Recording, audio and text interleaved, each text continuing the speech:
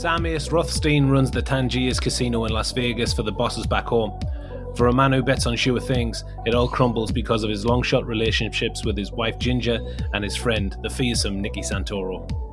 Casino was released 5 years after Goodfellas, but comparisons between the two saw Casino eclipse for many years.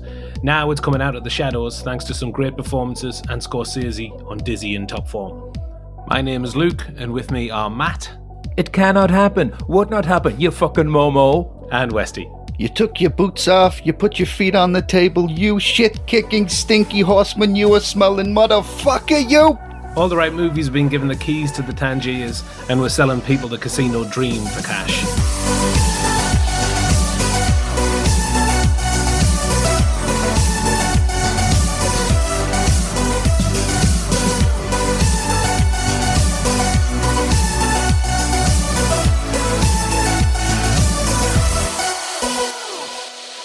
Hello everyone, Happy New Year and welcome back to All the Right Movies, an eye-popping podcast on classic and hit films. Nice. The boys are back in town, we've had some time off and now we're reinvigorated and relocated to Las Vegas to bring you the story of Martin Scorsese's mafia opus in the desert. It's Casino. Mm-hmm.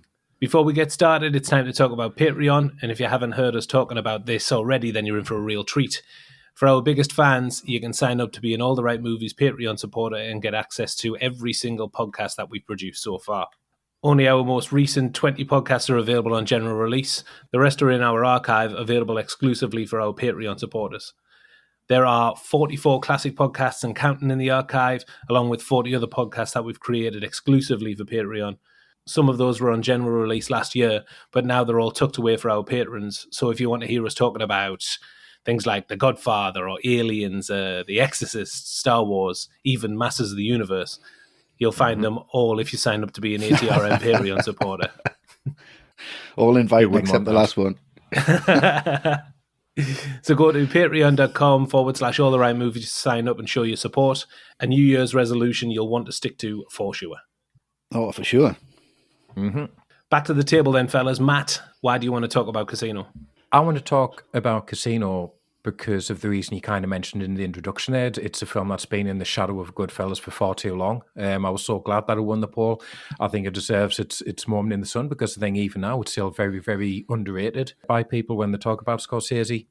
And I think when you bring it up in conversation, you never know what people are going to say about it. Some people do love it, some people don't rate it at all. So I'm really fascinated to hear what you guys think about it. And then for me personally, this is the first time I've been able to talk about Scorsese on an episode. So I'm looking forward to that. Yeah. I wasn't on the other one. So first time with Scorsese for me, which I'm excited about. Right. And also in this film, we get to talk about the single funniest moment in any Scorsese film outside of Wolf of Wall Street. I look forward to hear about what that is, especially in Casino. Suspense for that.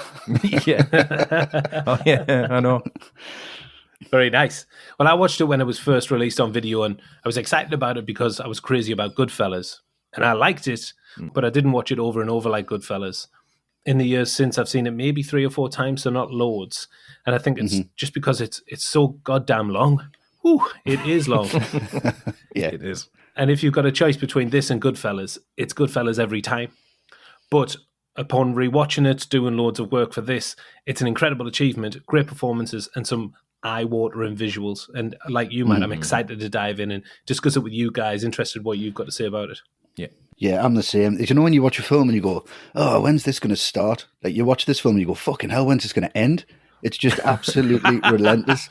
It's like watching a neon tapestry while you're on a travelator and you're not allowed to stop, and it's just going around the room. You're just watching this thing, just kind of going around, and you just fucking, it's dazzling. It's one of Scorsese's best for me, and it seems like he's in perfect control of it. I think in anyone else's hands, this would have been a complete mess. I think everything's really, really top notch about it. The soundtrack's incredible, the cinematography, the performances, everything is so good. But can you have too much of a good thing? I'm interested to know what you guys think about that, so let's find out. We'll find out. Casino was co-written by Nick Pileggi and Martin Scorsese, directed by Scorsese and produced by Barbara DeFina for Kappa Productions, distributed by Universal Pictures and released on the 22nd of November 1995. Filmed on location in Las Vegas, it stars Robert De Niro, Sharon Stone, Joe Pesci, Don Rickles, Frank Vincent and James Woods. Yes, it does. Okay, so we're traveling to Las Vegas on our own dime. where there are a lot of bodies buried in the desert. We're going to be here all fucking night.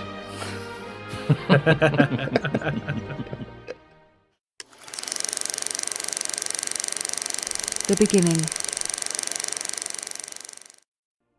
After an explosive opening with Saul Bass' title sequence, we're introduced to master handicapper Sam Ace Rothstein. Ace is given the Tangiers casino to run by the guys back home. Then we're transported back 10 years earlier as Ace takes us through the setup of the casino, and that's where our conversation starts, and it ends with Nicky getting handy with a fountain pen. I'm going to start us off by talking about the count room. I think it's just fantastic, all done in one shot, which is really impressive. And I think at times it feels like the entire film is done in one take. It's just it's dizzying, spinning round and round and round. I get the sense that that decision was made to make the count room disorientating. It's hard to keep up. And added to that the voiceover changes from Ace to Nicky speaking. He's talking about the guy taking the money right under the very nose of everyone else in the room who are all turning a blind eye because, God forbid, they should make a mistake and forget to steal. Yeah, it's brilliant. And Pesci's voiceover, past the jag off guard who gets an extra C note a week to watch the door. In, out, hello, goodbye. It's great. And it's all over in a flash, but it just shows you how deep the criminality goes in Vegas and is a setup for a story beat in about 2.5 hours' time. Yeah. The majority of the film was done on location at various places in Vegas, apart from the count room, because Scorsese wasn't allowed inside, so this is a set, one of the very few in the film. Doesn't look like it. I mean, it's seamless from the casino to this. It's amazing. It's probably the only time where you can tell it's supposed to be one continuous shot, but there is that moment at the door when the door opens. And you do have that slight transition that it's going into a set, but that's just perfectly done. The way the camera floats around is it's just incredible. You know, you're straight in. It's fantastic.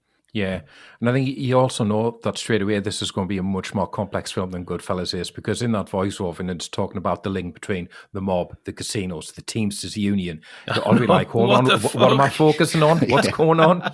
And there's 2 voiceovers as well. It's exactly 2 voiceovers. Just stop talking at me, please. Just let me try and get a handle what the story is. But I think there's a great line in here when Nicky's talking about Ace, and he says, I don't think he ever enjoyed himself, but that's just the way he was. And we'll talk about the character later, but that's such a key insight into him as a man, I think. Yeah. That thing with the 2 voiceovers, I think I've watched this so many times preparing for this, is that I hear it like when I'm doing day-to-day things. I hear like a positive from De Niro, and then I hear Pesci. So like if I'm going to get petrol and then just go to the supermarket, it's like, so I got to fill up and then I got to get to the supermarket. And then when I get there, it's like, this fucking guy had enough money to get a load of fuel and then buy all the groceries. He's fucking like made this it. fat fuck over here. Yeah. I tell with everything I do. The scene that I really like here in the opening is that when it goes to the bosses back home in Kansas City, and I think the way the camera moves kind of mirrors the count room. Yeah. It just kind of, it goes between everybody, but it's just how unglamorous it is. Like these boys are in charge of everything, and it's just in the back of this grocery store. And it mirrors that scene for me in Goodfellas when they're in the prison and they're just preparing food, and that's just really important to them. You see Scorsese's mom, you're like, yes, she's in there again. And then meatballs look fucking incredible. Like that food just looks unreal. They're just dipping the bread in and going between everybody. And the main guy's just got that heavenly top light. And he's like, have you got a round number on this? And he's like, yeah, it's like, he gives him the weight. And he's like, so what's that? Like, that's not important. He's like, it's about 70 grand. It's like, all right, okay, that makes sense to me. So I just love the way that kind of parallels Vegas in that really unglamorous way. It's very similar in the way the camera moves and the way it introduces the characters that are important. I just think that's really well done. And that's just all the way through the film, to be honest. Yeah. Incredible stuff. Standout for me, though, is how this whole sequence ends, which is when Nicky does stab that guy with a pen. Oh, Jesus Christ. Yeah. I mean, it's nasty. Like, and one thing for me, like I found when I was pulling me notes together for this, I did find myself comparing it to Goodfellas a lot, obviously. So this, for me, when you compare it to Tommy stomping on Billy Bats, I think this is all the more shocking because in Goodfellas, that is like simmering for a good few minutes. Billy Bats just won't shut up and Tommy's trying to control himself until he snaps. I think it's so different here because I don't think Nicky snaps. As such, he just sees Ace being insulted and he just goes, right, okay, this is what I do when Ace gets insulted. And he's straight into him. Yeah, he snapped before he got to Vegas. Exactly. So it's not even a temper thing. And the fact that it's a pen and not knife makes it all the more horrible to me. It's just such a horrible, horrible image. And then when it ends on that slow-mo, the cigarette smoke rising up, like Nicky looking proper satanic.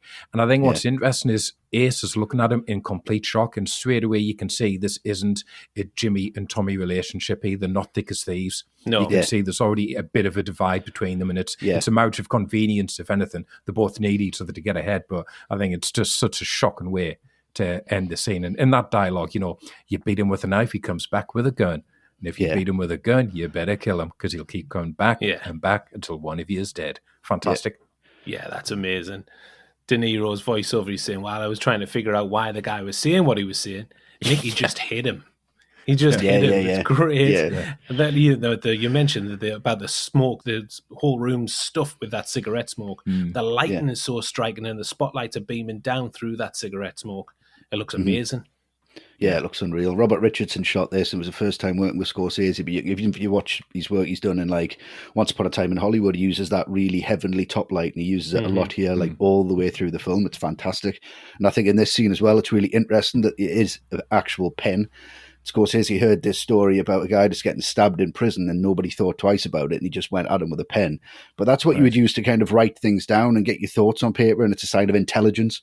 And it's like the pen is mightier than the sword, and at this time it just isn't. It is the sword, and I think that's just how you live and die in Vegas. Or it's definitely Nicky's way of dealing with things. It has no intellect; it's just action.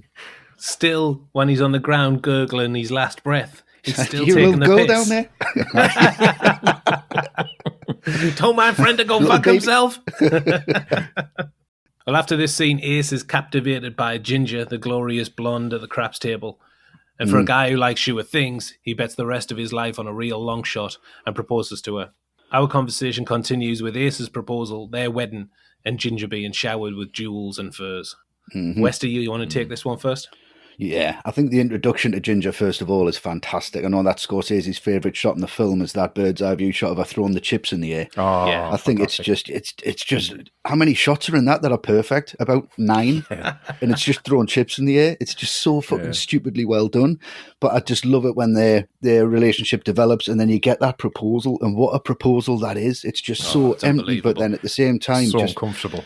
Yeah, just loaded with this false promise of just, you know, I mean, I would marry him, let's be honest. If someone said that to me, I don't give a fuck who it is.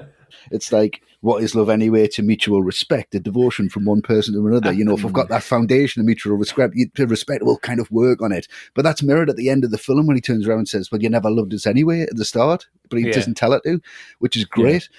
She just blatantly says, look, I'm not in love with you. And he just dangles carrot after carrot and jewel after jewel and cash after cash. And then he wonders why it went wrong. But it's like, you know, do you want to take a chance? She's kind of like, well, yeah, fuck it. You know, she's a hustler. That's all she's doing. It's brilliantly played out. And you just go, well, he's fucked here. This is the worst proposal I've ever seen on film. And you know for a fact it's going to go absolutely awry. Let's just get into it. It's just fantastic. Yeah. Yeah, I mean, the marriage is doomed from the get-go. She tells, like you were saying, Wes, she tells him she's not in love with him, but he says it can grow as long as there's a mutual respect. I mean, just a terrible basis for any relationship. So really needy, isn't it? Oh, it's awful. But it's so mafia, though. The mutual respect. Mutual respect. Yeah, it is. You know, it's like, all right. It is never going to work, but they were both far too blinded by their own irrational desires to see it. Ginger's seduced by Sam, says that he's going to set her up for the rest of her life, and Sam says that when he married her, he knew all the stories, but I didn't give a fuck. I'm Sam Rothstein, I can change her. His ego completely gets the better of him. And then at the wedding, when we get that telephone conversation with Lester, like Sam with Ginger, Lester is Ginger's Achilles heel. It's like a relationship that's completely unexplainable, but he's just got his hooks in it, like she has with Sam. And he's on the other end of the phone, and we'll talk about Jimmy Woods later, but he's doing coke with the prostitute. He couldn't give a fuck because he's this pimp hustler. And this is a great setup because I think it sets up that love triangle between Sam, Ginger, and Lester. Great. Yeah. And that situation was James Woods' idea, wasn't it? He's like, I'm going to be with a hooker doing blow on the end of the phone, and you're just going to see my personality straight away. And Scorsese was like, yeah, that's perfect. Yeah, brilliant. He's oily as fuck in this James Woods. He's disgusting. Horrible. Tash. Amazing. Going to grow one. Yeah, I mean, because it is set up as just a horrible marriage right from the get-go, and I think it emphasises that when he does bring her home for the first time and she sees the house and she sees the jewels and all that stuff that he's bought for it. And actually, what I think is really clever is when we look at it as an audience, or certainly I do, it actually makes me feel a little sick. Like that level of decadence it's just nauseating. And I think the way that Scorsese shows you that is very clever, because all that gold looks really tacky. Yeah. Yeah, it does, yeah. When gold is supposed to be this thing that everybody wants and lusts after, it looks horrible. The fur coat, that's disgusting. And Ace goes through the whole film wearing some of the worst suits I've ever seen in my life. I disagree. I disagree. Oh, do you think? That Even the by first the time you end? see him, he's got that pink suit on with the white slacks. Fucking right. Oh, what about Amazing, that like burnt orange number later on, though? Yeah, well, They're all fucking horrible. Yeah, Oh, they're all horrible, man. amazing. He's got like 70 of them. I think the point is, though, like, and what the scene is saying is no amount of money will ever buy you class or style. And we can see that here, because it just looks horrible, the stuff they've got. To be honest, I'm sure it did cost the earth. But, there's no like elegance or class to it. And she just calls it stuff. It's no replacement for genuine love or affection, and the fact that he has to ask her if he can trust her, even at this stage. If there was genuine love there, he wouldn't have to do that. Yeah, it's just proof that the more you have of something, the less valuable it is. I think that's kind of how they make that. And there's no love there. If they had a lot of love, then that's where the value would be. But he's trying to kind of incorporate all of this tacky crap to replace that. And it just, you can see it a mile off and it's never going to work. But yeah, it's just that it's not valuable at all in that amount. Little mention to what a difference a day made. Dinah Washington playing over the top. Thematically, that's amazing. Everything with Lester and her reservations about Sam have just gone because she's been showered by all the jewels and furs she could have ever hoped for. I love that. And that happens throughout. We could mention every song that happens over every scene and how relevant it is, but we just haven't got time. So with Ginger and the money in place, Sam feels like he has himself covered, but that's all going to change. Oh, yes. The director. Next up, we're talking about an ATRM favourite, everybody's favourite, Martin Scorsese. Yeah. In a decade which had already seen him direct Goodfellas, Cape Fear and The Age of Innocence, he returned back to his tried and tested gangster genre for Casino. Westy, what do you think of his work here? It's just pure Scorsese. No one else can do this. And no one else has done it. People have tried and failed left, right and centre since. Even since Goodfellas, people have failed, and he kind of just maybe saw what other people were doing, just said, give us it here. This is how you do it again. Just absolutely nails it. I mean, he was quoted as saying, it's 3 hours, no plot, lot of action, lot of story, but no plot. Yeah. Who on earth wants to direct that? And who could? It's just the amount of movement that he puts in this, the way he talks to Richardson about how he wants the camera to move. And if the camera's not moving, then something in the frame's moving. And if it's static, it's not static for long. It just whip pans to something else, or it goes somewhere else. And he's just got this real command over everything. And even the freeze frames is a voiceover. So everything moves. Everything's got this real pace and this real energy. And I think it's just pure Scorsese. And he's just having absolutely loads of fun with it. And it's the way he works with actors and the way he gives them room. Because a lot of Pesci and De Niro's lines were improvised. But it's on him giving them like kind of the start, the middle and the end and saying, can you put that together, and having that trust in these guys? I mean, it's Pesci and De Niro, but which other director has that kind of relationship to pull this out of those guys? And it's just pure Scorsese. It's just a lot of fun. It's a lot of violence, and it's just makes your head spin how good it is, really. And like I say, nobody else could have done this but Martin Scorsese. Yeah, I mean, there's a lot of violence.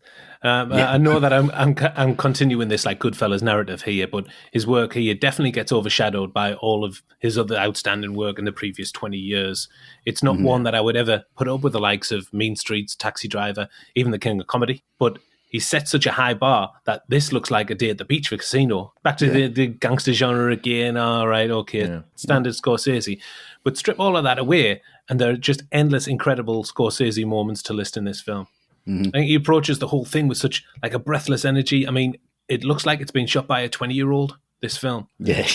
Constantly moving, never stopping for breath, like you said, Westy. And for a 3-hour film with a load of characters, some of which only show up in a scene or two, it could have been very, very easy to make it overly complicated or too much of a drag, but it's a complete breeze. Couple of standout Scorsese moments. I really love that aerial shot of Vegas at night. One of the first shots in the film. Ace's voiceover. He says that at night you can see the desert surrounding Vegas, and a lot of problems are buried in the holes in that desert. Just great dialogue with Vegas lit up in the darkness, like it's fizzing with energy. Incredible. And the mystery surrounded it. Brilliant. Yeah, amazing. And I do like that he manages to crowbar his mother into the film too, like you said, Westy. Of course. I think she just turns up. Up. She's amazing. She plays the mother of Piscano, the Kansas City underboss. And I love that scene where he's complaining about his trips to Vegas to his brother-in-law and to her, his mother, cussing all over the place. And she's flabbergasted. Hey, oh, why? Well, why you talk like that? Telling him off. Taps the counter. Take it easy. You're going to have a heart attack. She's brilliant. Amazing. This was the first film that Scorsese edited digitally, and him and Thelma Schoonmaker made 16 different cuts of that scene with his mouth performance. Amazing. I want to see all of them. Hey, oh. Great. But like you said, Westy, though, it is violent, very, very violent, and I do have a complaint about that in the film. I'm certainly no prude, but the violence here is really, really, really tough to swallow. One example, and we'll get to some others later on, but the smashing of the hand in that scene where the two guys are signaling across the table. Yeah, it's fantastic. Like, brutal. And it's not left to your imagination and you take it away and then it grows and grows and you think it's bloodier than it actually was. This close-up of his hand being smashed with a hammer and it breaking the bones and Jesus Christ. Yeah. It's where he pulls his hand off the table because you think, oh, well, obviously that's a prosthetic and his hand's under the table. But he pulls it off and then grabs a hold of it. It's like, look what they did to my hand, man. You can take the hammer or you can get out of here. I'll get out of here.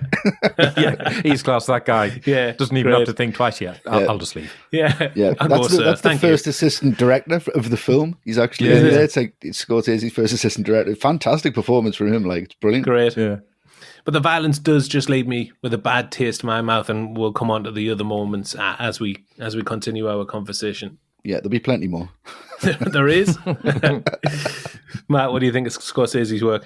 Well, it's very much in his ballpark, isn't it? Crime, violence, sex, drugs, toxic masculinity. It's all in there. But in terms of crime, what I find interesting with Scorsese is he's never really interested in the mechanics of it. He doesn't really care how Ace and Nicky get to the top.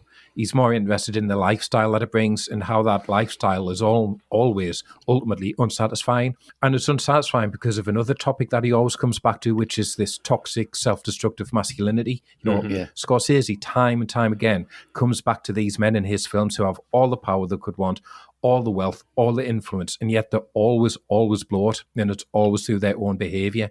People like Jake LaMotta, Raging Bull, it's not bad luck. It's him. These men always bring themselves down. And I think in terms of all the drugs and the power that Scorsese shows in this film, the thing about it is he understands how addictive these things are, but he never, ever makes them look cool, which I think is a very tricky thing to pull off without it seeming like he's lecturing everybody about it, and he never does. I think that's one of the things he's so good at doing, is showing us how addiction works and making us realise that, people get addicted because they love how it makes them feel, but it never leads to a happy ending. And I think you see that in Casino with the drugs, with the money, with the power. Nothing that these people get addicted to ends in a good result for anyone. And I think the way that Scorsese puts that in a film is really clever, because I don't feel like after sat and I've been like, had a finger wagging lesson for 3 hours. I think he deals in a very clever, very mature way. In other films, one other thing Scorsese talks about a lot, or he always comes back to, is Catholicism and faith and religion, which you don't really get here. No. But I think what you do get from Scorsese is, even though he shows you all this violence and all this horrendous behavior, I think he always shows you it from a very moral viewpoint. He always makes you realize one way or the other that this is always bad, and I think he does here. And I think, again, it just shows how clever he is at doing it, though, because he just integrates it into the story and into the characters, and he doesn't flinch from it. But, he doesn't moralize about it either. He just says, this is what happens. So thematically, I think there's everything that he likes to talk about in here. And some people, criticize the film for that, saying he's retreading old ground. But I think if he makes it as fascinating as he does here, then I personally don't have a problem with it. And then technically, what he does here, I think he's just pulling, tricks out of his sleeve, left, right, and centre. Like, he's just on top form. He's got all of these tools at his disposal, and he uses them all. So voiceovers, but, two voiceovers at the same time. Voiceovers that people on screen react to, which I've never seen before. That's amazing. When that opening voiceover, when the Kansas bosses kind of look up and stare into the camera, because he's just talking about them. That's amazing. Montages, crossfades, really inventive editing. The style of this film, it's just reeks of confidence, but it's style with a point. He's not just showing off for the sake of it, which I think a lot of Scorsese imitators don't understand. People who rip off Scorsese, they think it's just about the style, but it's not. There's always substance. There's always a point. And there's a point because he knows this is the only way we will spend 3 hours with these people watching this pretty horrible story unfold is if he makes it just glorious to look at, which he does. I think his work here was top notch. Yeah. Fantastic. Well, we mentioned it in the same breath as Goodfellas already quite a few times, but Westy, how do you feel it compares to Goodfellas? Compare and contrast Goodfellas, Casino. It's going to compare and contrast quite heavily, isn't it? Because like Matt said, like, it's Scorsese, it's his ballpark. Well, he built the stadium. Like, it's the Scorsese stadium. So if you're going to have, you can have more than one game in there, it's going to look similar. His playbook's going to be the same. He's going to use the same players and the same tactics. But if you win, then that's what you've got to do. If you've won before, you do it again. And I think there's a lot of things in here. I mean, the love is strange moment compared to Sunshine of Your Love moment is hand in hand. The pen scene in the shine box, like we've talked about, and then, when we get to the end of the film and he's, Billy Bats kills him with the bats, it's just kind of like, it's pretty hand in hand, and just some of it's right on the nose and some of it isn't. But to me, Casino seems like it almost breaks the fourth wall. It's just somehow, it's like it dresses better, it moves faster, it's more slick. And I think that's what he wanted to do. I think this is more like a jumped up cousin of Goodfellas as it is like a rip-off of it. I think it's not a sequel. It's nothing to do with it. But this is like kind of the brass ring that the Mafia were looking to achieve in Goodfellas. And Goodfellas is the underbelly. It's a little bit slower. It's a little bit grittier. There is elements in this that do mirror Goodfellas, but he's allowed to do that because he did Goodfellas. He does it with style and does it as a little bit of a nod. Yeah. Yeah, I think, it's got, shitloads in common with Goodfellas. It's got like that emphasis on mafia and the hierarchy. Both its main protagonists are outsiders somewhat. Both Ace and Henry are Jewish. Well, Henry's like half Jewish, the good half. Yeah. And then you've got Pesci is the out-of-control pit bull enforcer, kind of very similar. A lot of the cast are the same. It's a collaboration with Nick Pileggi.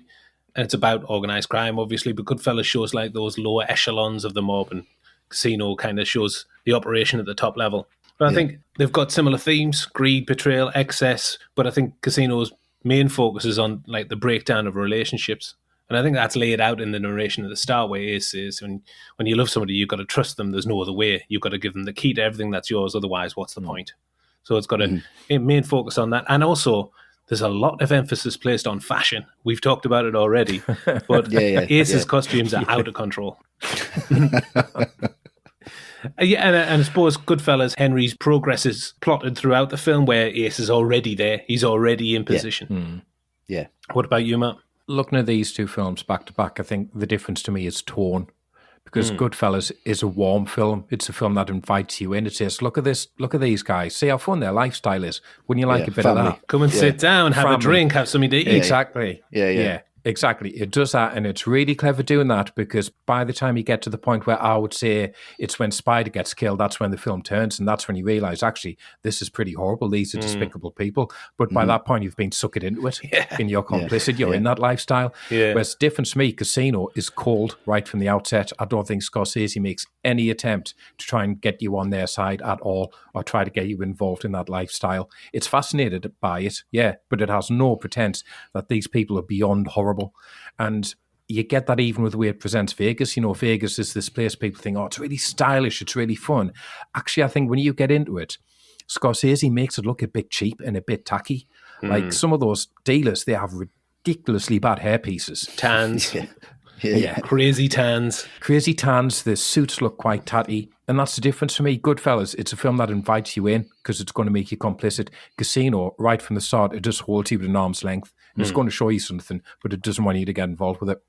Yeah, Goodfellas kind of invites you into the family home and gives you a seat around the table. And if you play by the rules, then you're going to be fine. Whereas Casino's just basically Ace standing at the door, smoking a tab, gives you $100, tells you to come in, and he's going to fuck you over anyway. That's pretty much how you sum both the films up. Goodfellas, you get an arm around the shoulder from Jimmy Conway. Never going to get that from Ace. Yeah, lovely.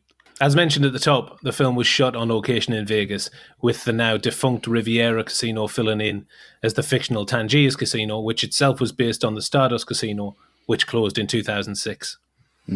Scorsese makes reference to the real casino name in the soundtrack by playing the track Stardust on 3 separate occasions in the film. Yeah, there's an instrumental version as well, isn't there?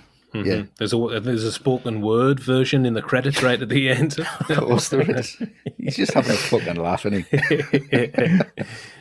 He arranged to shoot in the casino for 6 weeks, midnight at 10 a.m., the off-peak time for the casino, and they only occupied a small corner while they were in there, but the place was still open, and the background are real casino goers, not extras. And for added authenticity, Scorsese used real dealers and pit bosses as well. Yeah. Classic Scorsese. Yeah. And it only came about because he had a window in his schedule. He was originally slated to direct Clockers, but went cold on the idea and handed the directing reins over to Spike Lee, but he stayed on as a producer. Mm-hmm. Like you said, Westy, Scorsese worked with DP Robert Richardson for the first time on Casino. He'd had work loads with Oliver Stone. He would go on to work with Scorsese 7 times in total, and he recommended that he and Richardson watch a few flicks from his private collection before they start. Of course he did. Those films were T-Men from 1947, Raw Deal, not 1986. It's the 1948 version. I would hope so. I think they missed a trick on that one there. Yeah. And a film called Slightly Scarlet from 1956. They were all shot by John Alton and had the film noir aura that Scorsese wanted for Casino as well. Right. Yeah. This is the first film that Richardson shot on Super 35 format, which just gives you a little bit more room on the negative. Right. And Richardson saw the final prints and he was incredibly disappointed by the look of it. What? Really? He's like, It's "I don't like the look of glorious." it. It's fucking amazing. It's amazing. Well, now we're going to move over to our first Patreon question. I mentioned the benefits of being an ATR and Patreon supporter at the top. Another one is that you can ask us questions and we'll answer them on the show. So here's our first one of the year from Ryan Chippo. How you doing, Ryan? Hello, Ryan. Hello, Ryan. Ryan asks, is Scorsese on your Mount Rushmore of directors? Who are your 4 favourite directors of all time? And what qualifications are necessary to make that list? Few questions in there. Matt, do you want to take a shot at one of them or all of them? Yeah, I'll do that. So Mount Rushmore, Kubrick would be on there. Of course he Carpenter would be on there. Sure. Hitchcock. And then there's 4 heads on Mount Rushmore, isn't there? Is that right? Yes, Yeah. there's 4. Yeah. Yeah. Right. Well, these 2 are going to have to share a head because I'll put the Coen brothers on there as well. Okay.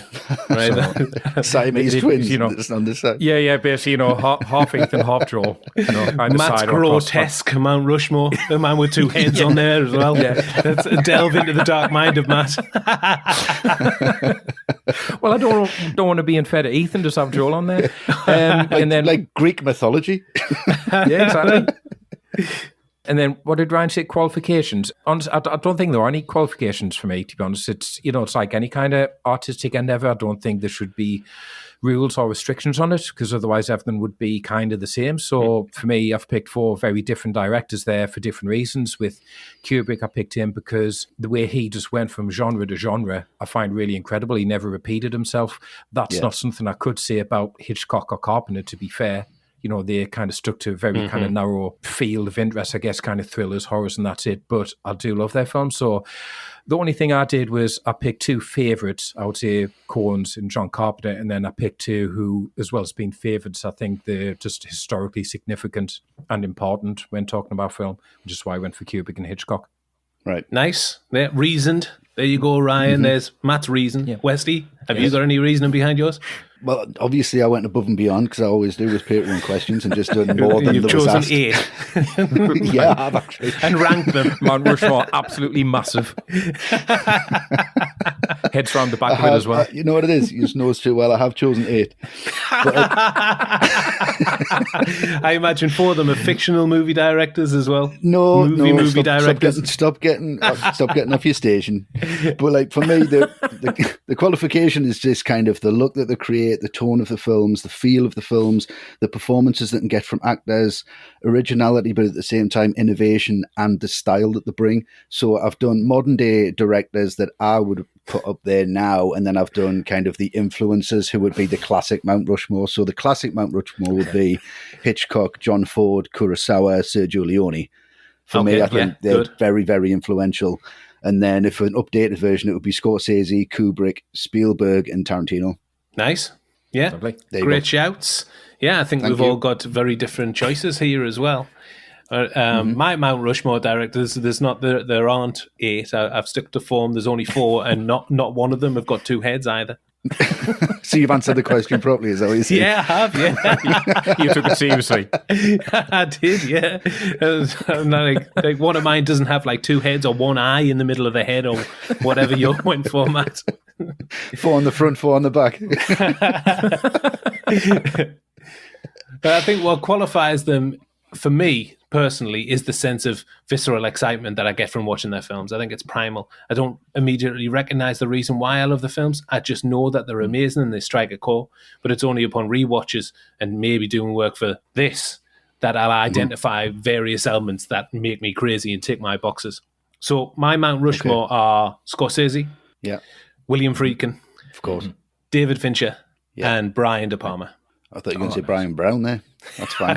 If you directed a one film, Westy, I would have said it's Brian Brown. I'm not saying that they're the best directors, but they are just the ones that make the films that I love without casting a critical eye. It's just from the gut. Yeah. Well, no one would go and visit that, I don't think. Apart from you. This is perfect. People are, who the fuck are these guys? Freaking.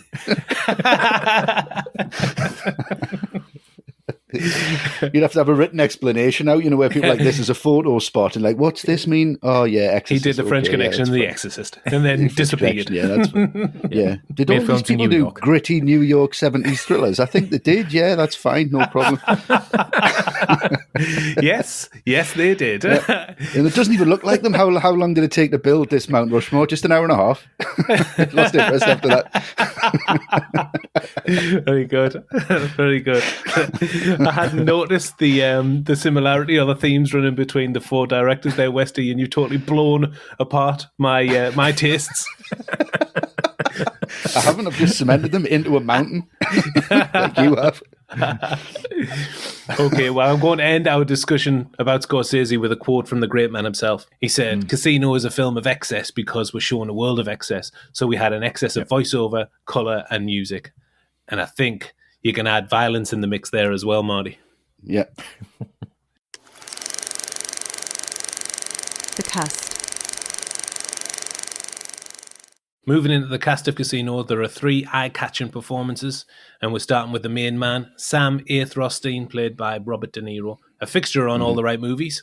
Westy, De Niro here? Yeah, De Niro here. He's amazing. He's just so watchable. Just got this real persona that he's just thoroughly enjoying every single moment. It's just so nuanced and then at the same time so bombastic. And I think he totally shines in this film, but not only for himself. I think he sets up a platform for everyone to shine. Everyone's better when he's in the scene with them.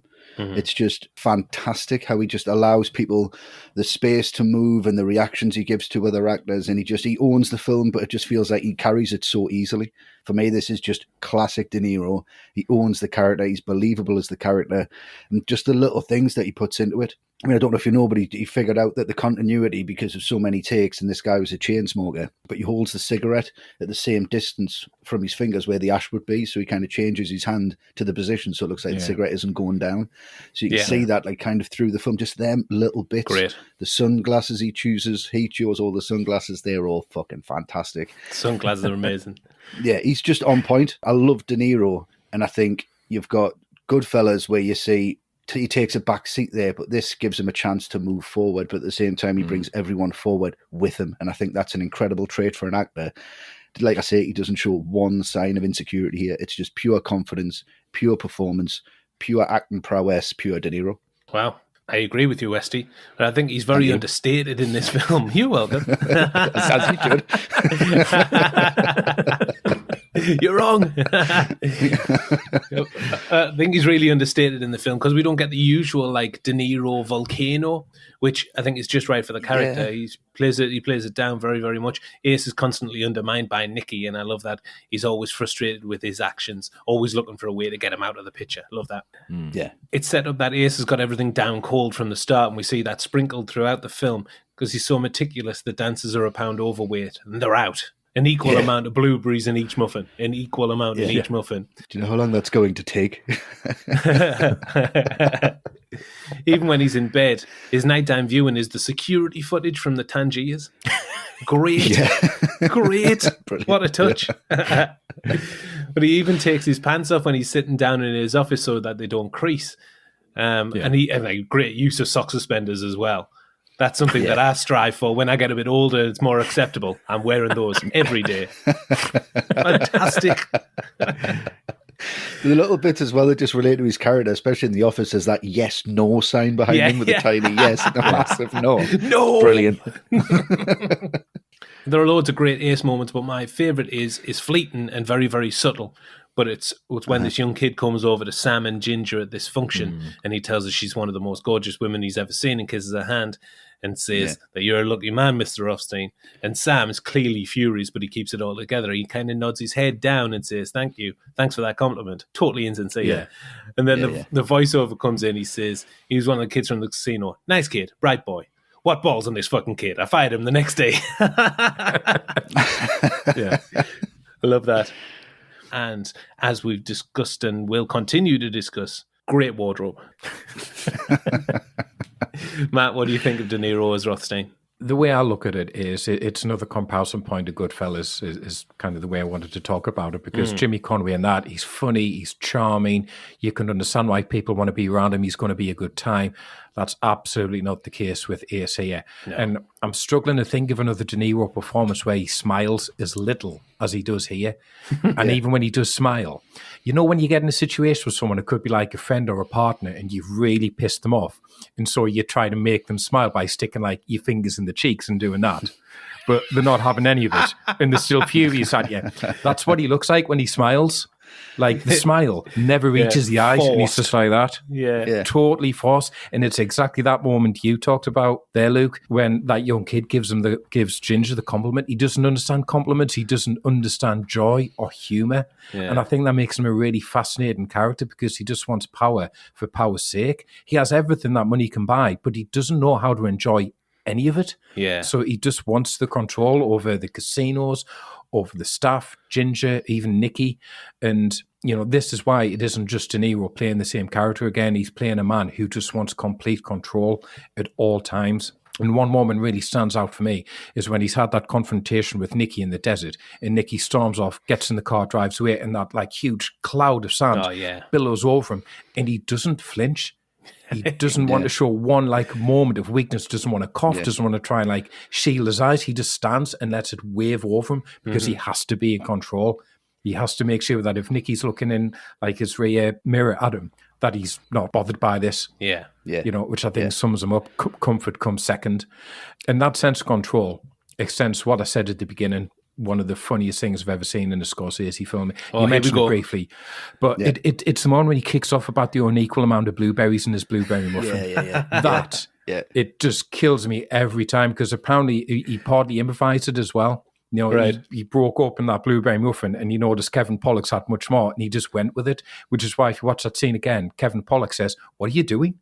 Because De Niro just totally veered off script, and then they shot the rest of the scene around that. And I find that scene absolutely hilarious. And De Niro in this, he's like the film basically. It's very underappreciated.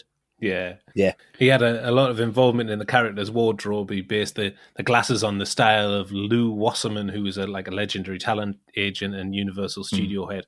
And he worked with costume designer Rita Ryak to get Ace's look down, and Ryak said that the costumes reflect the story. So as it progresses and becomes more chaotic, the costume colours become more chaotic as well. And this accounts for Rothstein's costumes, which, as discussed, are an assault on the eyes. De Niro wears around 70 different outfits in the film, like Diana Ross, loads of costume changes.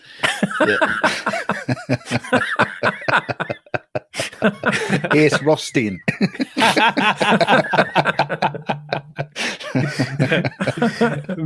The costume budget over $1 million, by over $1 million, should I say. Fantastic. The character of Sam Rothstein is based on Frank Lefty Rosenthal, who was retired from his dodgy dealings, living out in Florida. Nick Pileggi, the co-writer of the film, approached him about writing a story about his time in Vegas, which he didn't dismiss, but wasn't interested in taking any active part in the production. But that was until he found out that Scorsese was directing and De Niro was playing him, and he was fully on board, and he wanted to set up a meet with De Niro.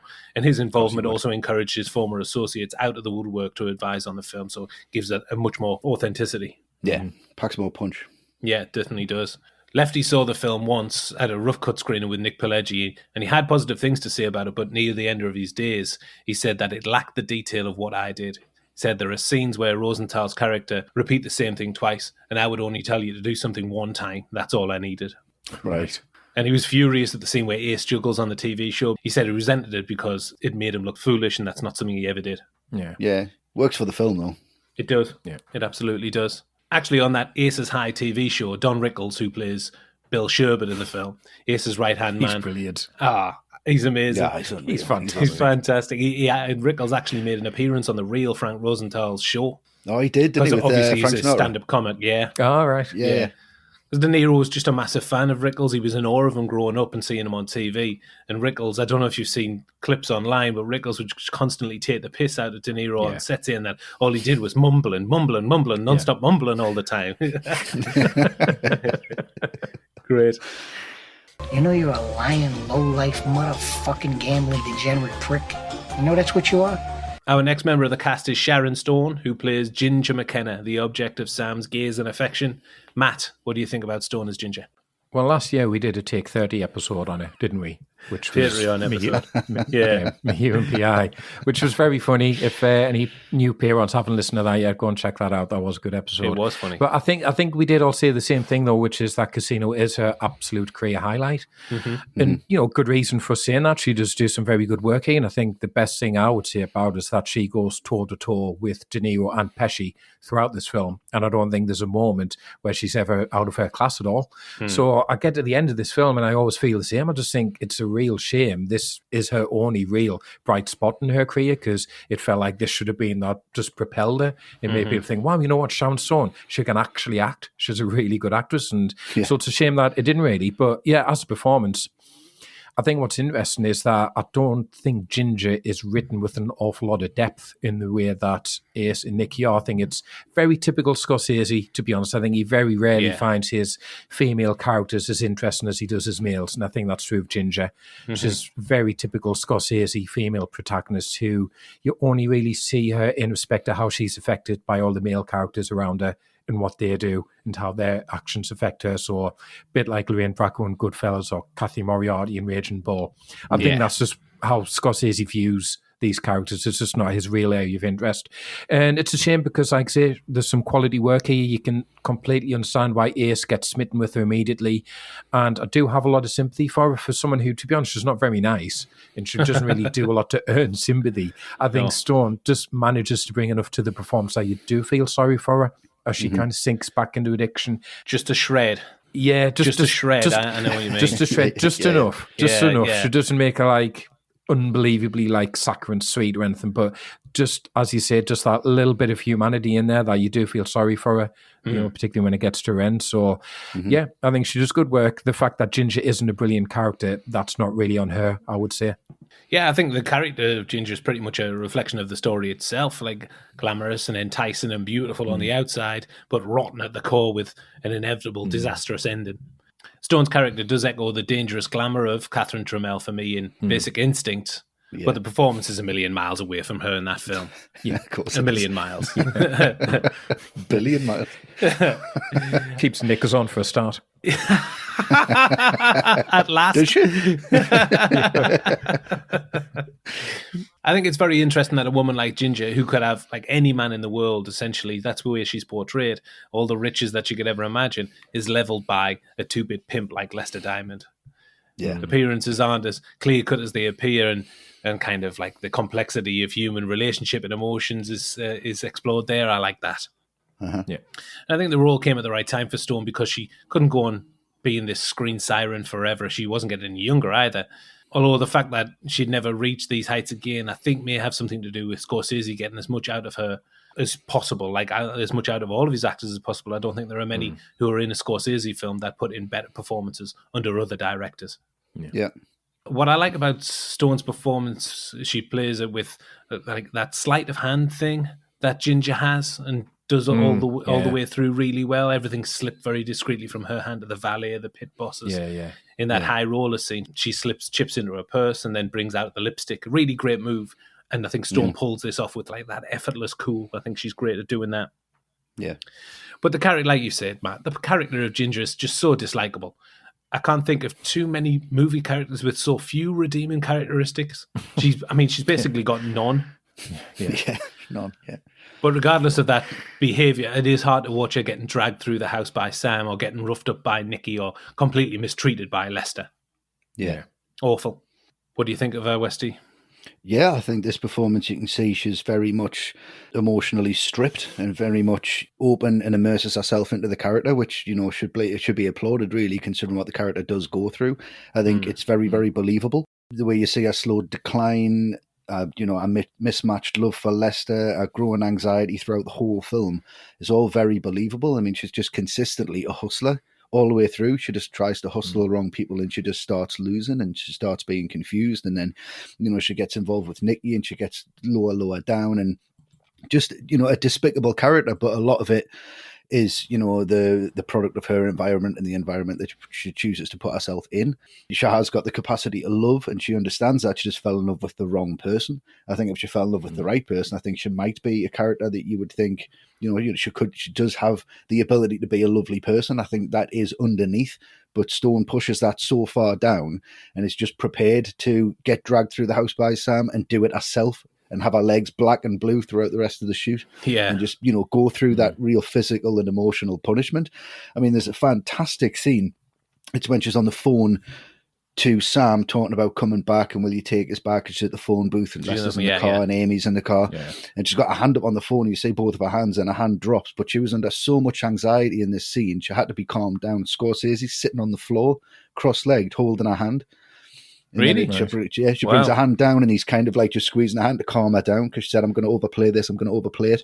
And then at one point her hand goes down, she just brings up a tissue. Scorsese actually gave her that and just went, it's fine. And keeps her calm and keeps it really level.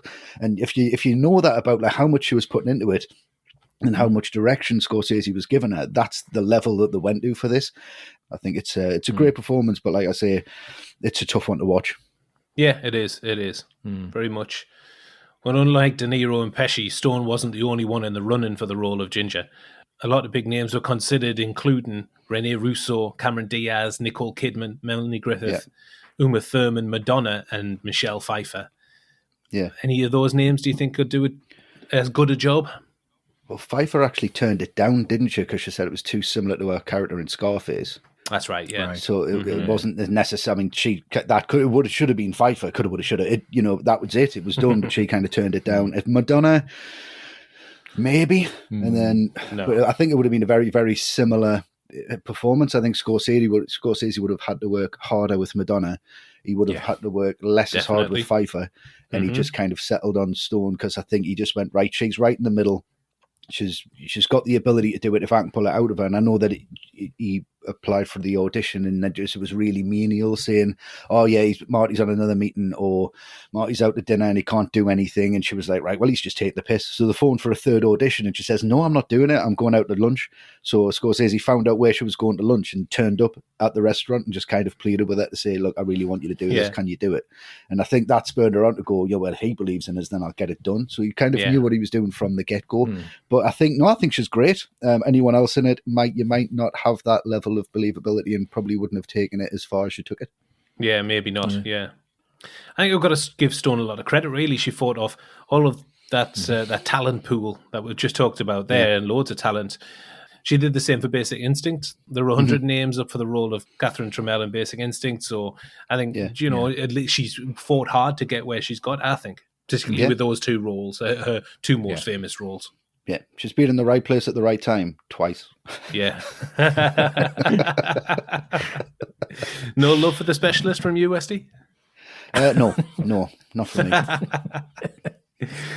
Well, she was warned against starring in the film. Her advisors told her that this woman's so unsympathetic. She ties a kid to the bed, which is unforgivable. That's absolutely outrageous. Disgusting. Doing lines in front of her saying, you shouldn't really do this, kid. Yeah, you shouldn't do this. Yeah. And she was told, Sharon, we don't think you should go there. But she was desperate to be directed by Scorsese and star opposite De Niro, two of her idols from a young age. But she had tried to work with Scorsese 15 years earlier. She auditioned for the part of Vicky in Raging Bull, but obviously didn't get it. Right. And just like De Niro, Sharon Stone has a customized wardrobe, but she only had around 40 costume changes, not the 70. Right. And that white and gold dress in the film was really, really heavy. It weighed 45 pounds and triggered off back pain from an old injury. Suffering for art. Yeah, in more ways than one. Hopefully, you'll be coming out of your coma. And guess what? I'll split your fucking head open again. Because I'm fucking stupid. I don't give a fuck about jail. That's my business. That's what I do. Our final cast member is Joe Pesci, who plays the out-of-control mob enforcer Nicky Santoro. Yeah. Matt, what do you think of Pesci as Nicky? I think as Nicky, I think there's more to the character than Pesci is often given credit for. To bring up another Goodfellas comparison, I don't think he's just a carbon copy of Tommy. I think, look at Tommy in that film, I think he's born into that lifestyle. He understands the rules and he obeys them, whereas I think Nicky just doesn't care. He has such an all-consuming lust for power, doesn't give a fuck, doesn't care about rules, wants what he wants, doesn't care what he has to do or who he has to piss off to get it. And I think there are other interesting aspects that go alongside that. The fact that when he's robbing houses, he has to turn the photos over because he doesn't like the owners in the photographs looking at him. The fact that he's got such a genuine love for his son, he has to get back every morning, whatever he's been doing, to make him pancakes every morning. Yeah. It's really fascinating just watching this guy going from like a complete homicidal rage to real sensitivity in the strangest of ways. And because it's Pesci, he obviously brings this intimidation to the role, of course, because that's what he's great at doing. But it's who he has to bring it against here, because of the fallout they have, he has to go up against a Niro and he has to convince you that he is someone who could genuinely threaten him, which I think he does really, really well. Yeah. And as well as that, I know Pesci's character here was based on a real-life mob heavy called Tony Spilotro. Yeah. And when he was made up in costume with the makeup, he actually bore quite a resemblance to him. And when they were shooting on scene, as you said, Luke, they shot on in actual casinos, used real-life pit bosses. And some of those pit bosses had run-ins with Spilotro in real life, and apparently some of them nearly fainted when they saw Pesci just stroll in looking like him. So I think amazing. He does look like him, yeah. He does, yeah. So to have that effect on the extras in this film must have just like maxed up his performance even more, because he's pretty terrifying. But I think there's a lot going on with him that people don't really give enough credit for. Yeah, I totally agree. There's a lot below the surface with Pesci here. He's got a lot going on, and there's a lot more intelligence to this performance than people give him credit for, because he sits back a lot, and he's very kind of nuanced, and he's very relaxed in some bits. I mean, when he's standing there and he first turns up, he's like, I'm here with him, and he points to Sam, and he's standing there, and they're like, Carmichael's gone. Yeah, he got his bags. I don't know. No, Carmichael's not here. I don't know. Carmichael's not here. Carmichael's out. Yeah, Carmichael's out. And he's just got the toothpick, and he's just, yeah. And it's just the back of his head, and he's just shrugging, and he's kind of like, yeah. And they're like, he didn't sign the papers. Yeah, I don't fucking need those anymore. Yeah, great. Leans back. It's just little things like that, still intimidating, but very, very quiet. And I think he does that really well. He has that balance between, like Matt was saying, this sensitivity and this absolute homicidal maniac. And Pesci brings that and this real authenticity to the character. I think through his performance, he's really authentic to the role. And nobody else but Pesci could do that. I mean, he looked like the guy anyway. But in this, he totally, totally understands the assignment and nails it. Yeah, I agree. In one of his earlier scenes, he says, I couldn't wait to get my hands on Vegas. And he's like a kid in a candy store, just busting heads and generally just being the scourge of everything and everyone in Vegas. Angry little bastard. Yeah. I really like his physicality when he's kicking the guy with a fountain pen, or when they're busting up the guy in the street and he's kicking. When he gets tired, he starts kicking with his entire body. He puts everything into it and his back goes back. Yeah. Great. Well, Pesci explodes on screen and he's got memorable moment after memorable moment. I really like it when Sam is threatening that he's going to be put in the black book. And Nicky says that thing's a bunch of bullshit anyway. They've got two names in there and one of them is still Al Capone. Funny line. Really funny line. And that meetup that you mentioned, Matt, that meetup that he has with Sam in the desert, he doesn't give Sam a chance to even breathe during that exchange. Storms out the car, doesn't he? Yeah, and the only thing that matters out here, not your country clubs or your fucking TV shows, and what the fuck are you doing on TV anyhow? You only exist out of here because of me. He's great. Yeah. He's fantastic. Great. But because he's so outlandish, I think he does sometimes venture into that cartoon villain. Right. And I think that's because he's doing things that are just completely like mind-bogglingly out of control. But a former mobster turned motivational speaker, Michael Francesi, he reviewed Casino for accuracy, and he said that Pesci's performance is the most realistic he's ever seen on screen. Wow. That's believable. I do, however, find it very difficult to watch the sex scenes between Ginger and Nicky. Yeah. And I'm going to explain myself here. I think you're supposed to, though. Luke, just turn the brightness up. I've told you. You mean down? TV settings. Down, off, and the sound. I would imagine that stone is double the height of Pesci, which makes even just the sheer mechanics of them being together very hard to believe and tough to even work out in your own head. And then when they're having sex, they're all breathy and he's sweating like a pig. It's disgusting to watch. Should just be the top of his head and just his hand on her shoulder, shouldn't it, really, if you think about it? And also, Stone, Pesci, he's having a laugh, isn't he? Yeah, well, you know. What She's universe like- is that happening? She's hitting rock bottom though, isn't she? She is, I suppose She she's on the is, way down. you know. Like you said, Matt, the character of Tommy is based on mafia enforcer Tony the Ant Spilotro, nicknamed the Ant by the FBI in the media, a shortened version of the FBI's actual name for him, that little pissant. Yeah. The Ant was partnered up in Vegas with Lefty, and it's believed that he killed about 25 people for the mob, and the Vegas crime rate went up by 70% after he showed up in the city. Fucking hell. Jesus. Almost double of all the crime in the city since he got there. Pesci's then wife, called Claudia Harrow, she had a small part to play in the film. She plays Trudy, the band leader on the TV show Aces High. Aces High, that person. Yeah. And they later divorced and she remarried. In 2000, she was convicted on 2 counts of attempted murder when she hired a hitman to kill her ex-husband, the one after Pesci. Lucky escape for the little fella. He was a stuntman, wasn't he? Yes, he was, stuntman. Yeah. Kind of reminds us of like Once Upon a Time in Hollywood. Yeah. Harpoon. Yeah. Before we get to our second Patreon question, we've got a little word from our sponsors here. So this episode of All the Right Movies is sponsored by Just Watch, which is the ultimate movie and TV show streaming guide. Just Watch recommends movies based on your preferences, keeping track of what you've watched, what you like and what you didn't, to serve up the best movies and shows on your streaming services. So all you need to do is simply install the app on your Android or iOS device, choose your favorite streaming service, and the app will tell you what's available and where to watch it. It's a great way to consolidate all of your streaming services into one easy-to-navigate app. Personally, I'm always trying to find out where all movies are available to stream, so this is perfect for me. It just saves a load of time. With the Just Watch app, you can check out new releases of movies and shows, and it's updated daily, so whether it's the hot new Netflix movie or an epic Amazon Prime TV show, you'll find it on Just Watch. The app has got loads of great features, including the watch list, which lets you save movies and shows to watch in the future. Also, if you've heard about an interesting new movie or show, you can check out the popular feed to find out more and where you can watch it 100% legally. So, what are you waiting for? Get the ultimate streaming guide. Install the Just Watch app on your iOS or Android device today. You can click the link in the podcast description of this show to download the app now. Absolutely. Sounds amazing. Yeah, really handy. Really helpful. Saves you spend about 45 minutes going through Netflix thinking, like, what am I actually going to put on here? Yeah. Yeah. This episode of All the Right Movies is also sponsored by BetterHelp. Without a healthy mind, being truly happy and at peace is hard. The good news is therapy works. But what is therapy exactly? It's whatever you want it to be. Maybe you're not feeling motivated right now and would like some tools or help. Or maybe you're feeling insecure in relationships or at work, not dealing well with stress. Whatever you need, it's time to stop being ashamed of normal human struggles and start feeling better, because you deserve to be happy. And now you don't have to worry about finding an in-person therapist near you to help. BetterHelp is customized online therapy that offers video, phone, and even live chat sessions with your therapist, so you don't have to see anyone on camera if you don't want to.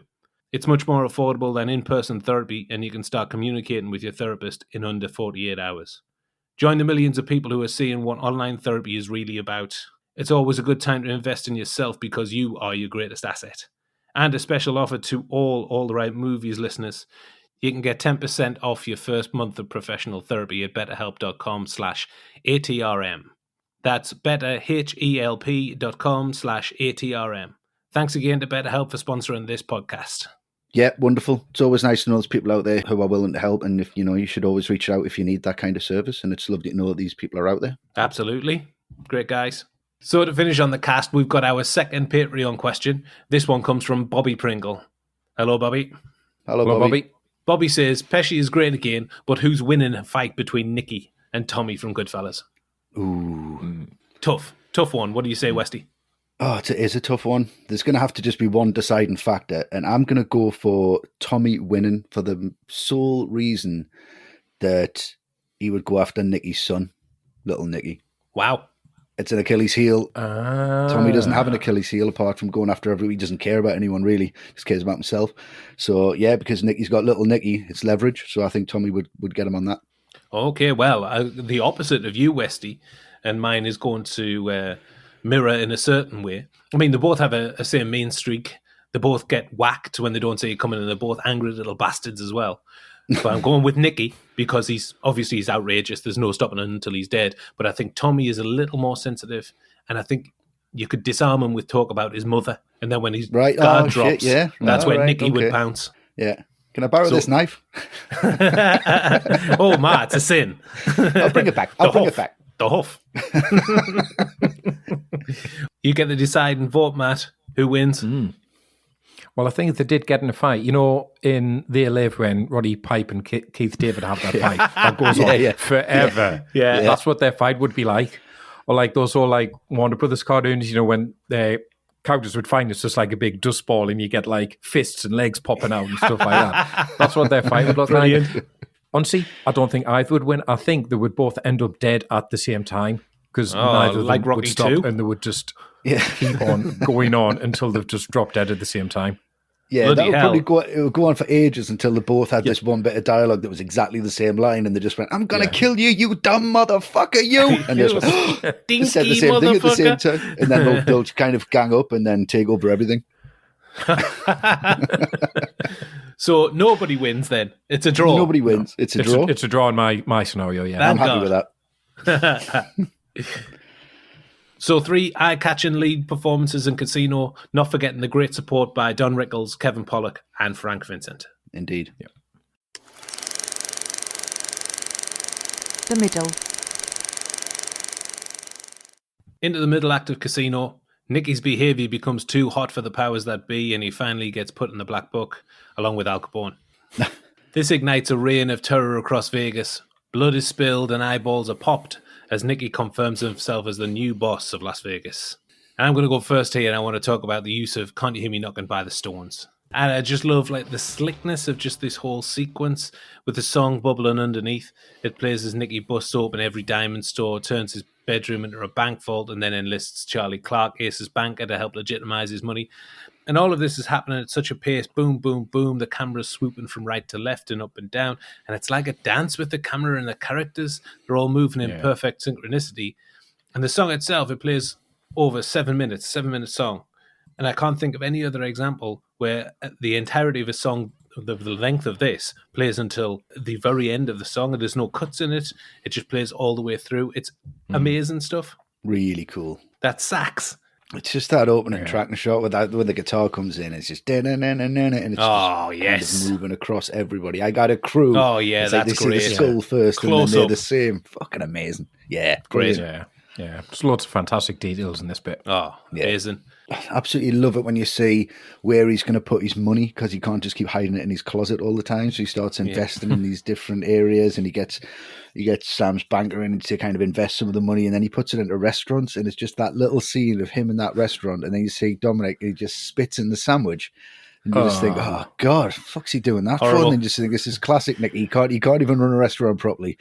And then he wraps the sandwich up, and then you see he gives it to the cops, and you're like, yes, that's perfect, actually, because I thought they were just doing that for a normal customer because they were just so sick of it.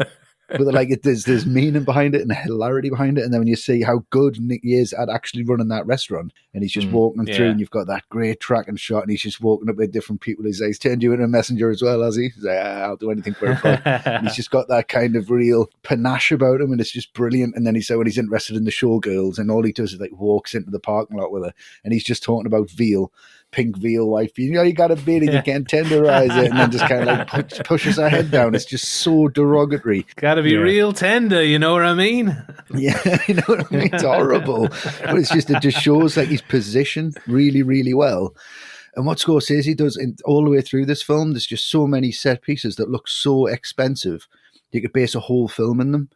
Like that restaurant, you could do a whole film in there. It looks absolutely massive. And like when, people are getting shot and they kind of turn over the restaurant, they just go and start shooting people. That could be the end sequence to any other film.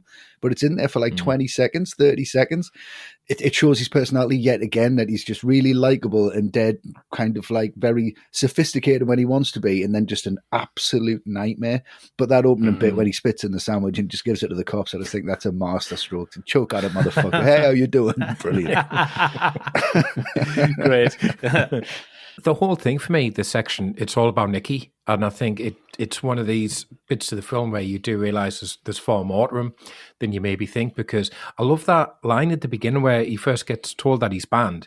And he asks, well, could I still go to this casino to get one of those sandwiches that I like? It humanises him in a way. He's got a favourite sandwich and he's really annoyed he's not going to be able to get his favourite sandwich. I mean, we would all be really annoyed at that. There's lots of little insights to him, when he's talking to that guy at the bar who's been gambling his money away instead of paying rent and paying utility bills and getting the groceries in for his kids. And Nicky is genuinely really upset at him. And I can't imagine for 1 second, if we're going to do the whole comparison thing again, don't imagine for 1 second Tommy would give a shit in a similar situation in Goodfellas. Yeah, good point. Tommy wouldn't care about anyone else. Nicky genuinely does, and I just think that's a really fascinating way to look at his character, because there is this soft side to Nicky, and it just pops up in the weirdest of places. I say, giving the guy the money, making breakfast for his son, even when Nicky is telling that story about the diner that gets shot up, he sounds genuinely really sad about the fact that the waitress got killed because she was there on a night off, just working an extra shift. I think Nicky, he's a really interesting character of very strange contrasts, and I think this whole sequence demonstrates that better than anywhere else. But then he does spoil himself, Matt, because I want to talk about one of the most notorious scenes in the film. The moment where they're beating Tony Dogs, great name, for a name, and Nicky's saying, don't make me be the bad guy. Yeah, because this is like the only bad thing he's done. Don't make a fuck out of me. He's put ice picks through his balls already. Now don't make me the bad guy. Don't make me the bad guy. But this moment, like I said before, this is too much for me to take. This is the pinnacle, I suppose, maybe with the end as well. Like I was saying earlier, though, the violence, this is just, it's unpalatable. It takes it completely over the edge of acceptability. The eye-popping scene. Yeah. And the reason that this scene feels so graphically over the top is because Scorsese included it to distract the MPAA to allow other violent scenes to remain uncut. He didn't expect the head in the vice scene to stay, but they seem fine with it. Yeah, that's cool. Keep that in. Horrible. It's very blink and you'll miss it, though. No pun intended. But I think it's the suggestion of it and what that person's had to go through to get to this final part, and you do see like the spray of it coming out. You do, in the shot, and that I think it's more the idea of it than what you actually see. Right. But the idea of it is too much for me to stomach. Right. And it does seem gratuitously violent. It's alleged that the aunt, the actual person that Nicky is based on, did use a vice as a form of interrogation. He was trying to get information about a hit on the Scalvo brothers out of this fella called Billy McCarthy, a fellow gangster. And the aunt beat up McCarthy, stabbed him in the testicles with an ice pick, as is explained on screen, but not shown on screen, thankfully.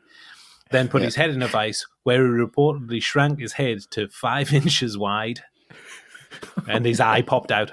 I mean, this has actually happened. Well, reportedly, this is what actually happened. Yeah. Looks like Beetlejuice at the end. Unlike this film, McCarthy was eventually covered in lighter fluid and set on fire. Just grisly stuff. He survived the vice in the head, though, and then they just set him on fire. And the ice picks and the tezzers. Jesus. Some way to go that, like. Not like slit his throat like they do in the film, or, give him a semi-dignified death. Set him on fire? Outrageous. Yeah. After this, Ginger's substance abuse spirals out of control. The bosses back home are not happy that they're being skimmed, and Philip Green is sued by his silent partner. We're looking at the sequence that starts with Nicky threatening to bust Ace's banker's head and ends up with bodies popping up all over town. And I want to talk about that first moment, the exchange between Nicky and Charlie Clark, Ace's banker. Yeah, it's fantastic. I just love that Nicky comes in there and he's all sweetness and light. And he says that he wants his money back, and Clark kind of laughs it off. So Nicky says very calmly, very politely, that he should maybe explain to him what he does. And Clark's all bought into it. He's nodding his head, and well, yes, that would be very nice to hear. Go on then. And then Nicky tears into this detailed rain of violence that he's going to rain down on him. He's going to walk down to the bank tomorrow, get up, walk down to the bank and crack his head wide open. Then when he's coming out of jail, hopefully he'll be coming out of his coma. And guess what? I split your fucking head open again because I'm fucking stupid. I don't give a fuck about going to jail. That's my business. That's what I do. Holy shit. And Clark starts to shit himself. He's really deep breathing. He's asking Sam for help.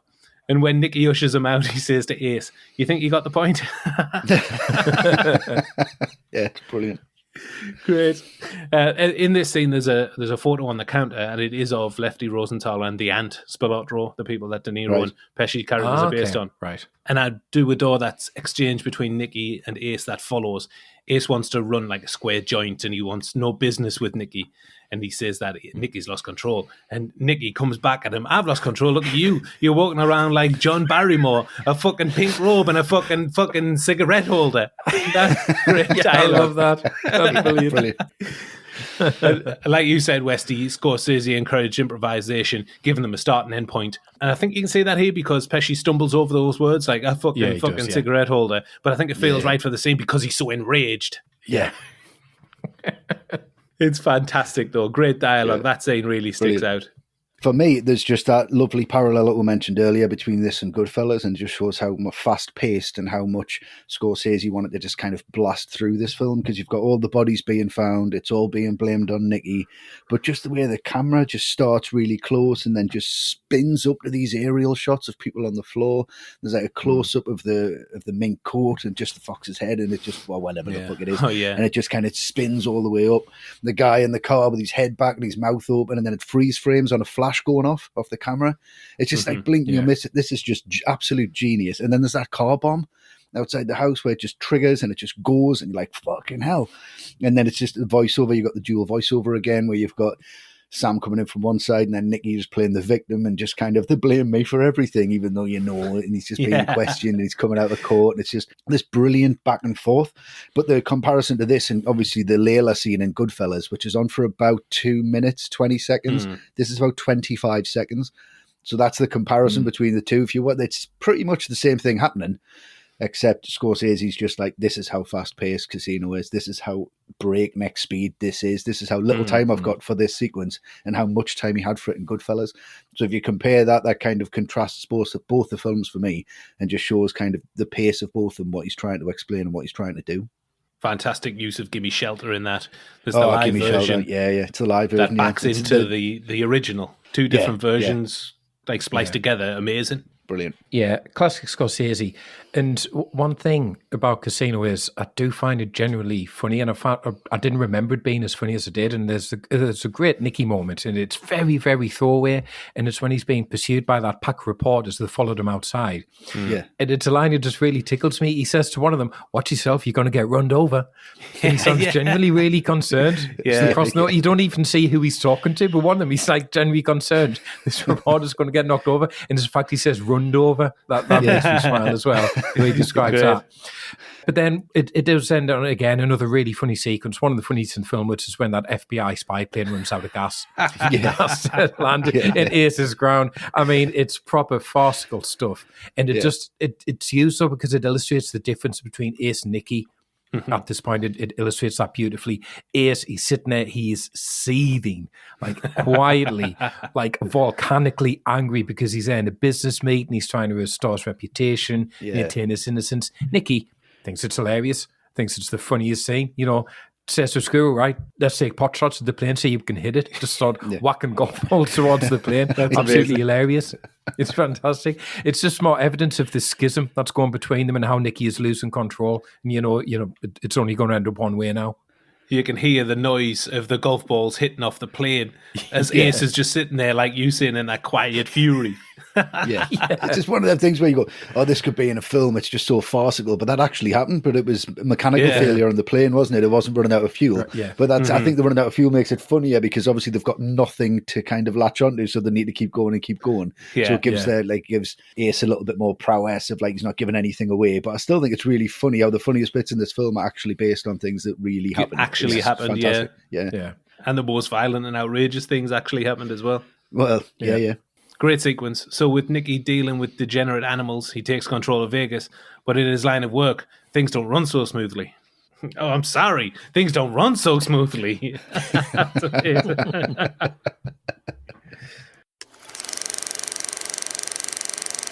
crew.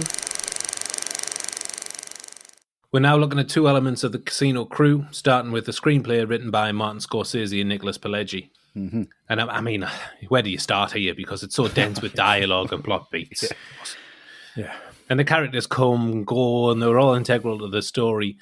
And like you said, Westy Scorsese said, he's the first person to admit that there's no plot, just story. 3 hours, no plot, a lot of action, a lot of story, no plot. But what I think is really impressive are the plot or the story threads that all come together in one like crescendo of murder and overdoses and excess right at the end. I think it's quite something like, and this is not the only example of this, but Green's partner who starts a lawsuit against him, but she gets popped by Nicky, and that leads to Green's squeaky clean image being tarnished, which then leads to Ace saying that he's the boss, which leads to the country yokel's brother-in-law asking questions about whether he's got a gaming license, and that thing leads to this thing and the other thing, and it all leads to this inevitable finale. Great story beats, really impressive writing, and it whips along with such a pace combined with the Scorsese direction as well. And that's just one of them that leads us to the finale. There are others like Nicky and Ginger's affair, the consequences of which dovetail with the plot strands.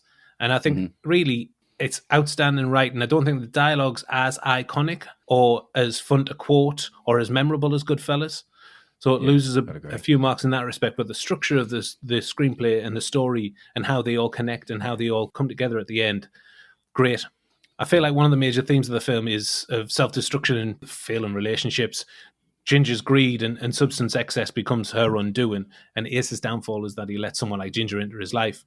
And he knows that she's completely the opposite of him, still lets her in, getting away with all sorts of stuff to bring him down. And he can add into that the involvement of Nicky in the operation. And he falls foul because he places himself right in the middle of that crumbling relationship with Ace and Ginger.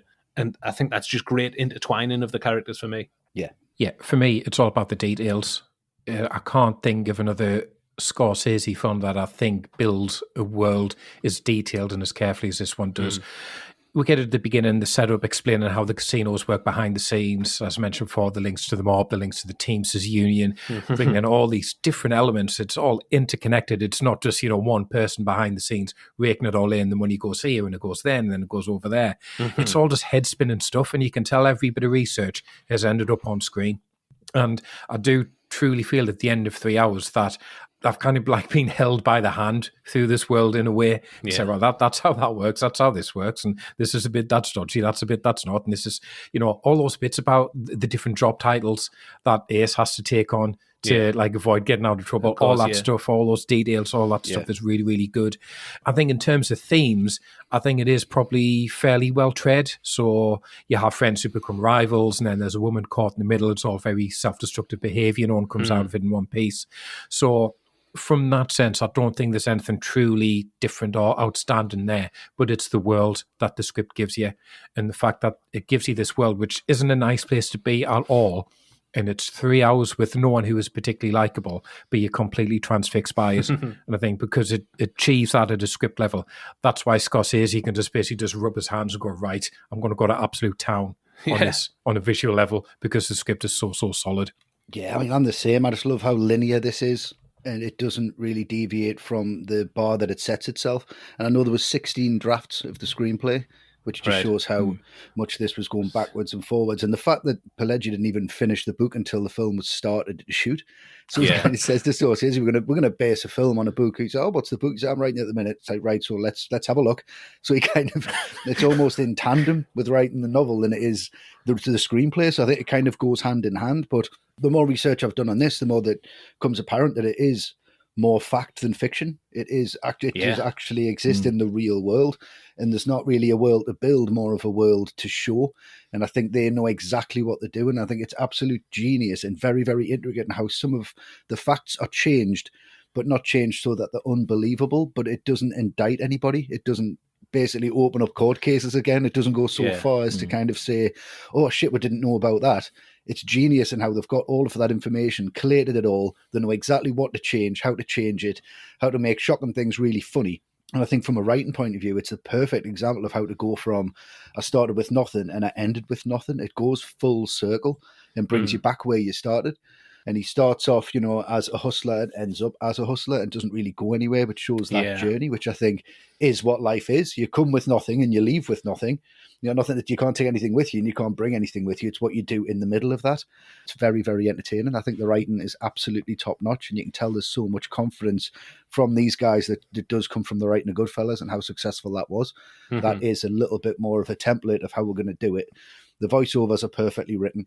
I think because some of the dialogue is improvised, again, how can that be so tight? How can it all fit together? It's just because everybody is, no pun intended, but everybody is on the same page every single step of the way. And I think a lot of that is down to the writing. You've got to have a blueprint, and it's an incredible blueprint.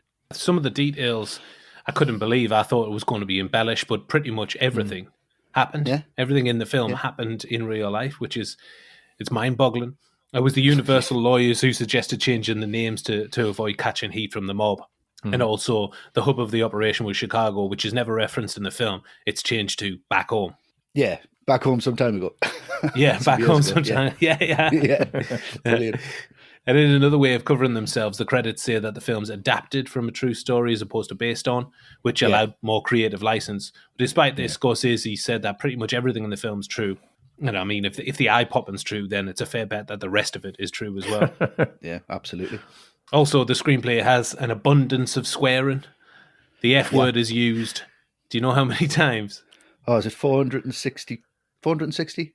Yeah, almost. Yeah, it's 435. 435, all right. Which is, on average, every 24 seconds. Brilliant. Move over to the soundtrack. There are 76 songs in the film, and here's another average for you. That's a different song playing every 2 minutes, 20 seconds, roughly. Fucking hell. So, Westy, what do you think of the soundtrack? Oh, well, I mean, I've been listening to this for the last 3 weeks, and I haven't listened to any Christmas songs because this is just too good to turn off. It's just one after the other, and you just think Scorsese's taste is just so unbelievably good. And it's not just the songs that he's chosen, it's the fact that every song matches the scene that it's in and gives it more depth. And there's nothing tongue-in-cheek about that. There's nothing like cheap about that. It's just done to get, other directors have tried it and you just go, oh yeah, you've added that in just to add an emotion, or just to say, oh right, I can't explain what this scene's about, so here's a song where you know what this song's about. The scene I'm going to talk about later on is when they're sitting in the car and they're just having that discussion because they know that there's wiretaps everywhere, and Go Your Own Way is playing there when she's left him and he's deciding to kind of go his own way, and you just think that's so on the nose. It's so fucking brilliantly done. It's just like Tarantino does the same thing. I think there's this. I think Reservoir Dogs soundtrack, the Pulp Fiction soundtrack are incredible. The Zodiac soundtrack are incredible, but this is easily top 5 of all time. I mean, every song on here is necessary and amazing. Yeah, just brilliant. Covers all genres, covers all time. It's just fucking. I mean, the money this must have cost. Every song needs to be licensed. There's 70 odd. I know. There's like what, 6 Rolling Stones tracks in there. I won't give me Shelter. Which one? All of them, please. So I would start as which one? All of them, please. It's just like a spoken word version. I want, instrumental version, and it's not over the top. It's just so brilliantly done. It's an absolute lesson on how you match visuals to popular music. It's a fucking masterpiece, the soundtrack. It's unbelievable. It is. I just want to draw your attention back to something that you said, Westy, and everybody does laughing. It every time we talk. But every time this is top 5 soundtracks, we've decided that about 10 different times on the different conversations we've had. And a new one pops in with a new film that we cover, and now this is in the top 5. It has to be, because we haven't watched them for that long and you forget, and then you watch it again and you go, you know what? But the point of this soundtrack is it's subtle, because a lot of them songs you don't hear because there's voiceover or there's dialogue, and you'll only hear snippets, maybe like 10 seconds. I mean, me Shazam almost smashed when I was watching this. It was just constantly, and I had to like pause the dialogue and find a bit of the music where it kicks in. You've got 5 seconds to Shazam it. Man, you should do that. Watch the film, and if you can't Shazam a song, you have to have a shot. You'd be absolutely mortal in the first like 45 minutes. It's impossible to do, but brilliantly played. It's just there. It's just underneath. It's genius. Yeah, it is. It is amazing. Matt, what do you think? Yeah, I completely agree with every word he said there. The only thing Top five. the only thing I'd say is it's a bit of a weird one for me because on one hand, I'm just in complete awe of Scorsese's ability to put all this together in his head, to write this film, to direct this film, and also just to be composing that soundtrack in his head as he goes along and to fit it all together. This song goes into that, then this one's going to come in, then this version of that song you heard 10 minutes ago is going to come in, but not that version. No, no. Devo satisfaction just straight in there. Yeah, exactly. I mean, of all versions. But like I say, this is a very personal thing, but for me, it's almost to the point where it becomes overbearing. And I don't know if it's just some kind of thing with neurological thing with my brain, but when the music is constant for so long and there's like such a complicated plot going on at the same time, the music almost becomes kind of wallpaper to me. And I kind of end up tuning it out because I just have to focus on the visuals and the plot. So listening to it in itself for me is the best experience of the soundtrack. I mean, individually, loads of amazing tracks, but just for me, very personally, to the point of overkill, where I can't really distinguish some songs from others at some points. I know what you mean. I think it's repeat viewing that makes you notice, I didn't even notice that song was in there. Yeah. And it's classic Scorsese, isn't no score, no original music to speak of, all pop songs of the era, and 6 Stone songs. Of course, as many Stone songs as possible. Get them in there. No score, just Scorsese. Oh, God. Boom, boom. That's great. It's one of the things that keeps the film moving at the pace that it does for me, along with the writing and direction. They all form part of this 100-mile-an-hour juggernaut to just constantly move, constantly going, constantly getting your head in a spin. I really love the moment where KK Hichikawa takes them for $2 million downstairs and free soap and towels upstairs, but they get him back by faking the plane was on the fritz. And Rickles is awesome, where he's saying better down here than up there.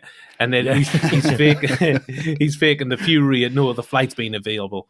And then as the limo comes rolling back into the casino, there's this incredible swooping low angle shot of Ace as he's waiting at the hotel entrance. The In Crowd by Adobe Gray's playing. Amazing song, amazing moment, possibly my favourite song in the film. And then there's this another incredible song kicks in straight away as that scene cuts, and it's a tight shot of Nicky, and Ace comes in behind him, but beside him, and they're kind of side by side. Yeah. And compared to What by Eddie Harris and Les McCann. Oh, it's just absolutely incredible. And it's a comparison of the characters in that shot. Yeah. Genius. Yeah. Genius. Great. Matt, have you got a favourite moment like that, like music and visuals? Oh, totally. It's one of the big ones. It's when Ace sees Ginger on the casino floor, throwing those chips up in the air. Wow. And Love is Strange by Mickey and Sylvie kicks in. Because that freeze frame. Yeah. Oh, the freeze frame. It's perfect. I don't know if I've seen a more perfect freeze frame than that, to be honest. Yeah. It's so good. Unbelievable. Yeah. But that guitar intro, that is the sound of instant attraction, isn't it? When you see someone here, you just think, wow, that's the sound that goes off in your head. That guitar at the beginning. Just a great example of that classic Scorsese needle drop. And just want to mention again, syncing it up with that freeze frame. It's just astonishing. Yeah. And that push in is on Ace. Yeah. Probably the only time he has a genuine smile on his face. Yeah, it is. Everything disappears in the casino for Ace. It goes slow-mo after that freeze frame, and she's the only person in the casino, the only person in the world. And all of his scrutiny is completely out of the window. It all melts away, and she completely disarms him. Westy, have you got one? I've got 70. 8 back to back. 2 heads on one of them. Yeah, I've written so many and then crossed them out and then written another one. But the one that stands out for me is just one of the coolest sequences in the whole film. It's when Ace is figuring out that the guys are cheating at blackjack. And you've got I Ain't Superstitious by Jeff Beck on there. Oh. Just that guitar line and then them little bits of wow. Just the space between the guitar and the vocal is perfect for how Ace is figuring something out by seeing it and then thinking about it and then speaking it.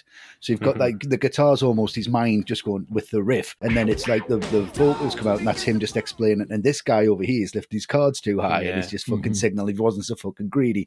And you're just like, that could be the lyrics to this song. It's that good. Yeah. It's just a perfect moment, and all the shots that are just combining, that overhead shot, the close-ups of the cards, the kind of when it goes to his leg and you see it tapping in the Morse code. It's just, that whole sequence is fantastic. Put that song over the top and it's just ice cold. It's so fucking cool. It is. What a song. Great early vocal by Rod Stewart in that song as well. Yeah, that yeah, raspy massive. voice. Fantastic. Yeah. Just that guitar line from Jeff Beck is just outrageous. Yeah, The it's little great. wah wah, just them little, just fucking love it. Brilliant. Great. So great writing and music, as you would expect from a Scorsese film, but credit should also go to the production design of Rita Ryak, Thelma Schoonmaker's editing, and of course, Robert Richardson's amazingly bright cinematography. Oh, indeed. The end. Moving into the final act, Ace tries to legitimize his reputation by starring in his own talk show, but things out of his control threaten everything. Ginger takes Amy shopping in Beverly Hills, but when Sam calls the hotel, he finds out that Mr. and Mrs. Rothstein have both checked out. And we're looking at the sequence that starts with Ginger and Amy missing and ends with Ace throwing Ginger out of the house. And I want to start us off by talking about Jimmy Woods here. and in general, really. About time. I mean, I really got a soft spot for James Woods. And I know, like, he's like poison now. Nobody will touch him, and he's an absolute prick. But in the 80s and 90s, I did like him. And I mean, he's just such a slime ball here with that pimp stash. Yeah. Incredible. That look and the costume design, perfect for the character. And he does get what's coming to him in the parking lot of the restaurant. And that's satisfying, but still quite brutal. And I think what makes it difficult to watch is Stone's performance in that. Yeah. Ginger's hysterical, which I think makes all the difference. She's screaming and shouting. But this scene in particular, Woods is just hilarious. He's got that cream, what looks like leather suit on. Yeah. Amazing. I think Stone's great in this scene as well. She really sells the emotion, like the on the edge wreck that she's become. But Lester couldn't give a shit. He's saying that she's yakking, doing all this, snapping his hands together. He also says that he's going to send Amy to Bolivia in a box. Really, really harsh, but really funny. Yeah. Woods heard that Scorsese was interested in working with him, and he sent him a message about his availability, and it read, anytime, any place, any part, any fee. Amazing. The thing I love about this sequence is you're introduced to Ginger and Ace's daughter, Amy, here. And I just think she's absolutely hilarious. You know, she's in the middle of a really violent film. She shares all the scenes with this despicable piece of shit in Lester. And all she does is have the time of her life by winding him up. That's his life, definitely. Has his life. He is so easily triggered. All she does is stick her tongue out at him, and he gets ridiculously over the top angry. And like his reaction to when she says she wants to go see the Elephant Man, that's just That's amazing. absolutely love that. No going to see any fucking elephants. We're going to Europe. Let the adults talk. It's just, why is he that angry at a child? All she said, just wants to go see the Elephant Man. He's not even listening, is he? He just No, an he's not. elephant. Yeah, he's an elephant and he kicks off about it. Doesn't get any fucking elephants. I smack your face. Don't give me more shit. He's furious. Horrible. But the best bit by far in this section, the funniest bit, is when Ginger's on the phone to Ace, and in the background you can see Amy. She's got like a little handbag with her, and she's just like batting it off his knee. She's not like walloping with it. It's pretty gentle stuff, but again, he's just furious, like absolutely kicking off. She started it. It's like that line you just said there, like, I'm sending this kid to Bolivia in a fucking box. I mean, his reaction to this little kid just constantly winding him up. Yeah. Just, it's so fucking funny, and it's the same. It's the same again. She's on the phone to Ace later on, and they're in the car behind it, and she's just prodding him in the face. He's like trying to batter her away. It shouldn't work. Like, this bit should be like the first thing you could, but it's absolutely side splitting for me. Absolutely love this bit. Great kid. Woods is great in that bit. When he's like, you're not driving, get in the passenger seat. You drive, because you're driving me fucking crazy. The actress playing Amy, she was called Erica Von Tegen. Sharon Stone encouraged her to annoy Woods all the time, any opportunity she got. Brilliant. So obviously that accounts for everything in the film, everything you've just said, Matt. It's brilliant. The thing Love is, as well, about James Woods, is that he was shooting another film at the same time as this, and he got all of his scenes done. He shot everything in 2 days. Everything. Absolutely She incredible. was just the scourge of him for 2 days, prodding and poking him. Hitting them on the knees with a little bag. Well, I love in this part as well, it's moving away from Lester and Ginger for a little while, and it goes back to when she's spoken to Nicky, and Nicky goes back to speak to Ace about the whole situation, tries to convince him to bring her back and bring the kid back. Yeah. And that's so beautifully done. Just from the way Nicky walks up to the glass and just taps the ring so lightly on it. Oh, yeah. It's just to get his attention. It's just such a lovely sort of performance. Then they have to go in the garage because obviously they don't know who's listening. They turn the radio on. Like I said before, it's go your own way.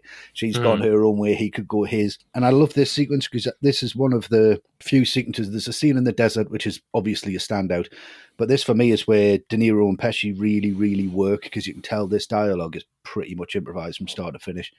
They know what each other's motivations is, and De Niro just constantly saying, I must be fucking crazy. I must be fucking crazy. And he's just not listening at all. And Nicky thinks he's got the upper hand. He knows what he's doing. He's in control of it. Why didn't you come to me? This is family, not business. So he's showing his sensitive side.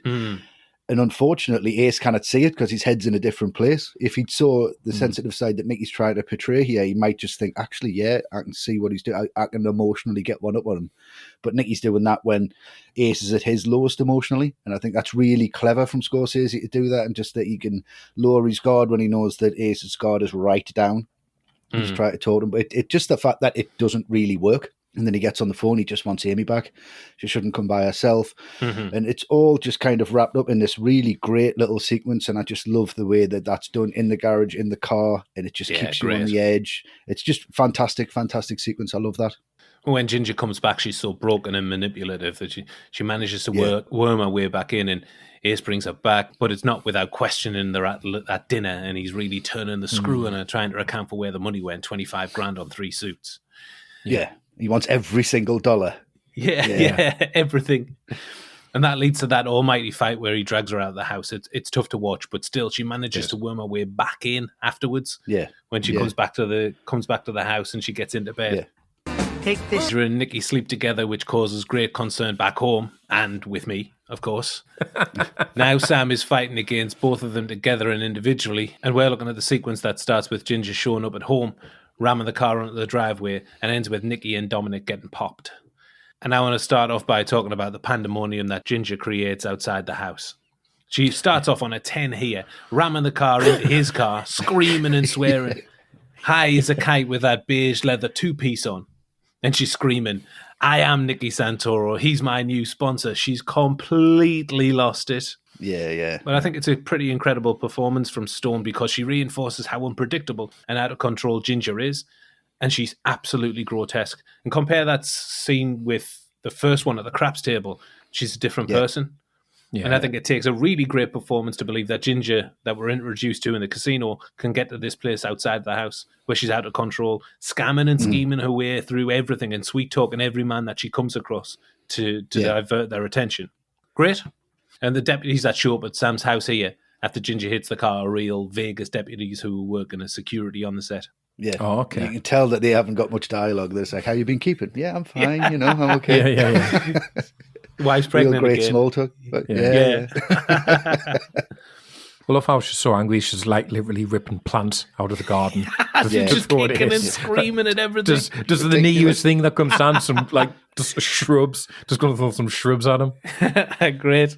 Love it when the retaliation here from Ace is when he just rings up and it's just like, if she's going to come there, she can do what? She can take everything. No, right, I'm coming down. And the phone goes down and then they get into the mess of the car. That's hilarious. It's just fucked. And they're just kind of in it and you can hear them coming from like a mile away. And she's like, oh no. And they just kind of like turn up and that run in. And this to me is where Ace has completely lost his power, where he realizes she's got one over on him, that his trust was completely misjudged. There's nothing he can do. He's just stood there. He's like, can you not get her for speeding? Can you not do this? He's been so careful to not get caught doing any of the bad things. And then she's done the worst possible thing to him. But it's an emotional thing. It's nothing that you can take to court and say, she broke my heart. It's just evident in his face. And then she leaves and you just think, oh, fucking hell, she's gotten away. And then when the FBI pull her over, I just think that's a fantastic moment for the audience because you're just like, right, she's went too far. Now she's been caught. She's as a witness. She's going to give evidence. It's fine. But it's Stone's performance here. when she gets out of the car and she's like, I was just trying to leave. Yeah, And yeah, she's just broken. Done. She's absolutely broken. And the camera just stays far away enough for us to see that. And just this whole melee of just absolute crazy violence that she's thrown at it to try and get away. It doesn't work, and she can't hustle anymore. And she knows that she can't. She's gone too far. And I think just from that little sequence where you just that complete lack of power from everyone who's had so much power throughout the film, and that's where real life creeps in, and love and trust and relationships fall apart. No matter how much money you've got or where you're trying to run away to, it's always going to find you. And that's in 4 minutes? Fucking brilliant. Yeah. There's a bit in that I find really sad, which is when she tries to give the money to the cop and she says, "Oh, you've been so nice." Oh, yeah. Yeah. Yeah. It's like, it's a heartbreaking line. So it just tells you everything you need to know about her and how she views like what's important. Like, if someone's been nice to her, oh, I'll have to give them money. I'll give them thousands of pounds. Yeah. Yeah. Well, that she's not used to people being nice to her. Yeah. That's the point, isn't it? Yeah. And I think this is where that strand comes out, Matt, that we were talking about at the top, where we do feel for Ginger and we do feel sorry for her, and her demise is a heartbreaker. Definitely. Yeah. But what I do find funny is that dragon sound of metal, like you said, Westy, that you can hear like a million miles away, and it pulls up at the back. And Ginger's reaction is priceless. It's like a cartoon, like really deep inhale of breath. She goes, oh my God. Great, they're coming. Fantastic. Yeah. I want to get back to Nicky, though, because obviously he meets his end here. But before that happens, you've got the character Boscano, who we talked about before, who's unintentionally gave the whole game away through his endless complaints. Oh, Again, an absolutely darkly hilarious moment here, because literally just before he keels over dead from a heart attack, Nicky is in full voiceover and he's just called him a fucking balloon head, and then he drops dead. And I think the timing of that, the fucking balloon head, boom, it's the floor, dead. Really, really funny. But then you get that immediate contrast from that, a big laugh, and then what happens to Nicky and Dominic, because fucking hell, this awful. Scorsese makes you feel this. I mean, the fact that Frankie turns on him is horrendous enough, because Frankie's been his right-hand man throughout the entire film. But having said that, I don't think it's unexpected, because Frankie is just fucking horrendous. He's another horrendous person horrible in this film. But that violence, I mean, the sound of those bats laying into Dominic over and over again. And the fact that Dominic, just before they throw him in that pit, he just looks like a big, huge lump of tenderized meat, tenderized veal. And gotta make it real tender. And every time you get that shot where they've been thrown into the pit and they're throwing the soil over them, but you can see they're still breathing, it just makes me shudder every time. It's horrible. It's just utterly horrendous what happens. But again, though, Casino, it's a surprisingly funny film, because I always forget Nicky is in full voiceover mode when this happens to him. Yeah. And he interrupts his own voiceover when he first gets hit with the bat. You get this really comical, ah! And then the voiceover just stops. It stops. That's it stops mid-sentence. Brilliant. You know, I don't think I've ever seen that in a film before. A character interrupt their own voiceover like that.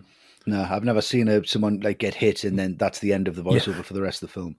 But that shot of Nicky when they've thrown the lime over him and the dirt goes on top of him. But that was an animatronic, wasn't it? It was. Wasn't actually Pesci in there. But I mean, you can't tell. No. I think it's fantastically No, well you done. can't. It's brilliantly done. It's Nicky breaking down here when Dominic's getting lashed, and he's just. And he's not scared for himself, really. I think he's genuinely heartbroken for what he's seeing. Disgusting, and it's not as bad as what actually happened to them, which is very similar to what happened in Goodfellas. But there wasn't any bats involved. Apparently, they were just kicked and punched until they died. Yeah, and then buried out in the cornfield. And then the farmer who found them said he thought someone had buried a deer, and there was two of them. Like, they were that pulped. So they had to get dental records to identify them. That's how fucking bad it was. But this is bad. I feel sick after I watch this, and I think it's probably one of the reasons why Casino is hard to watch, because you get to such a point you just go, it was fucking horrible. It's fucking horrible. Now. Yeah. Frank Vincent's snarl when he's smacking Dominic, tough guy, he's smacking him. Oh, horrible. Yeah. Ends up hitting him with two bats at the same time as well. He's just sneaking up behind Nicky, and you see him come from the other side of the car, and you just think, oh, fuck. But because the voiceover's there, it just takes your attention away, and then all of a sudden it's bump. It's fucking brilliant. The real person that Nicky Santoro is based on, the ant, just like in Goodfellas, he thought he was being made, but he got whacked instead in that Chicago basement that you mentioned, Westy. Yeah, horrible. So we've got our final Patreon question here, and this one is from Anthony Hodgson. Hello, Anthony. Hello, mate. Anthony. Anthony. Hello, Ant. He says, at the end of Casino, I feel genuinely sorry for Nicky and his brother and what they go through, considering they're both a pair of absolute bastards who've done horrendous things and things definitely worse than this to others. My question is, are there any baddies that the ATRM guys feel sorry for when they finally get their comeuppance? Matt, have you got an answer? I have, yeah. Really good question, this, I thought. Really good one. The one I've gone for is Annie Wilkes, played by Kathy Bates in Misery. Right. Because there's no doubt she's an absolute psycho in that film, but there's always Lee's little hints throughout the film as to what a miserable life she's had. There's one particular scene in that, if you remember, when she comes to see James Caan at night, and there's a thunder song going outside. You can see she's in like complete depths of depression. And I just think for someone to be that emotionally involved with a completely fictional character in a series of books like she is in Misery, I think there's something really, really tragic about that. So yeah, by the end of the film, I think, her comeuppance totally deserved, 100% want James Caan to kill her and get out of there, but I definitely have big flashes of sympathy for her throughout that film. Really? Wow. I can't stand that character. I like to say I get it. I'm not with you on that at all. Fuck that character, man. Westy, have you got one? I've got 9. All set in stone. Yeah, no, actually, I've got 8. It depends, because some of them, you just is it feeling sorry for them, or is it just a tragic end? I mean, Darth Vader's a massive one. That comes around full circle. He's a bad guy, but was he really from the start? Roy Batty in Blade Runner, I kind of feel sorry for at the end. Cy Parrish in 1 Hour Photo. Neil McCauley in Heat, De Niro's character. I feel for that guy. Jerry Lundegaard in Fargo. I feel for that guy. Yeah, great. It was his deal. Yeah, what is his deal? Gollum, I feel sorry for at the end of Lord of the Rings. And William Foster, who's played by Michael Douglas in Falling Down. I really feel for that guy at the end. Defends. Yeah, defends. Great. The one that sprang to mind immediately for me was Roy Batty in Blade Runner. I don't think I've ever done such a big 180 after his Tears in the Rain speech. Magical stuff. Yeah, that's unbelievable, yeah. A couple of that you didn't mention, Harvey Dent in The Dark Knight.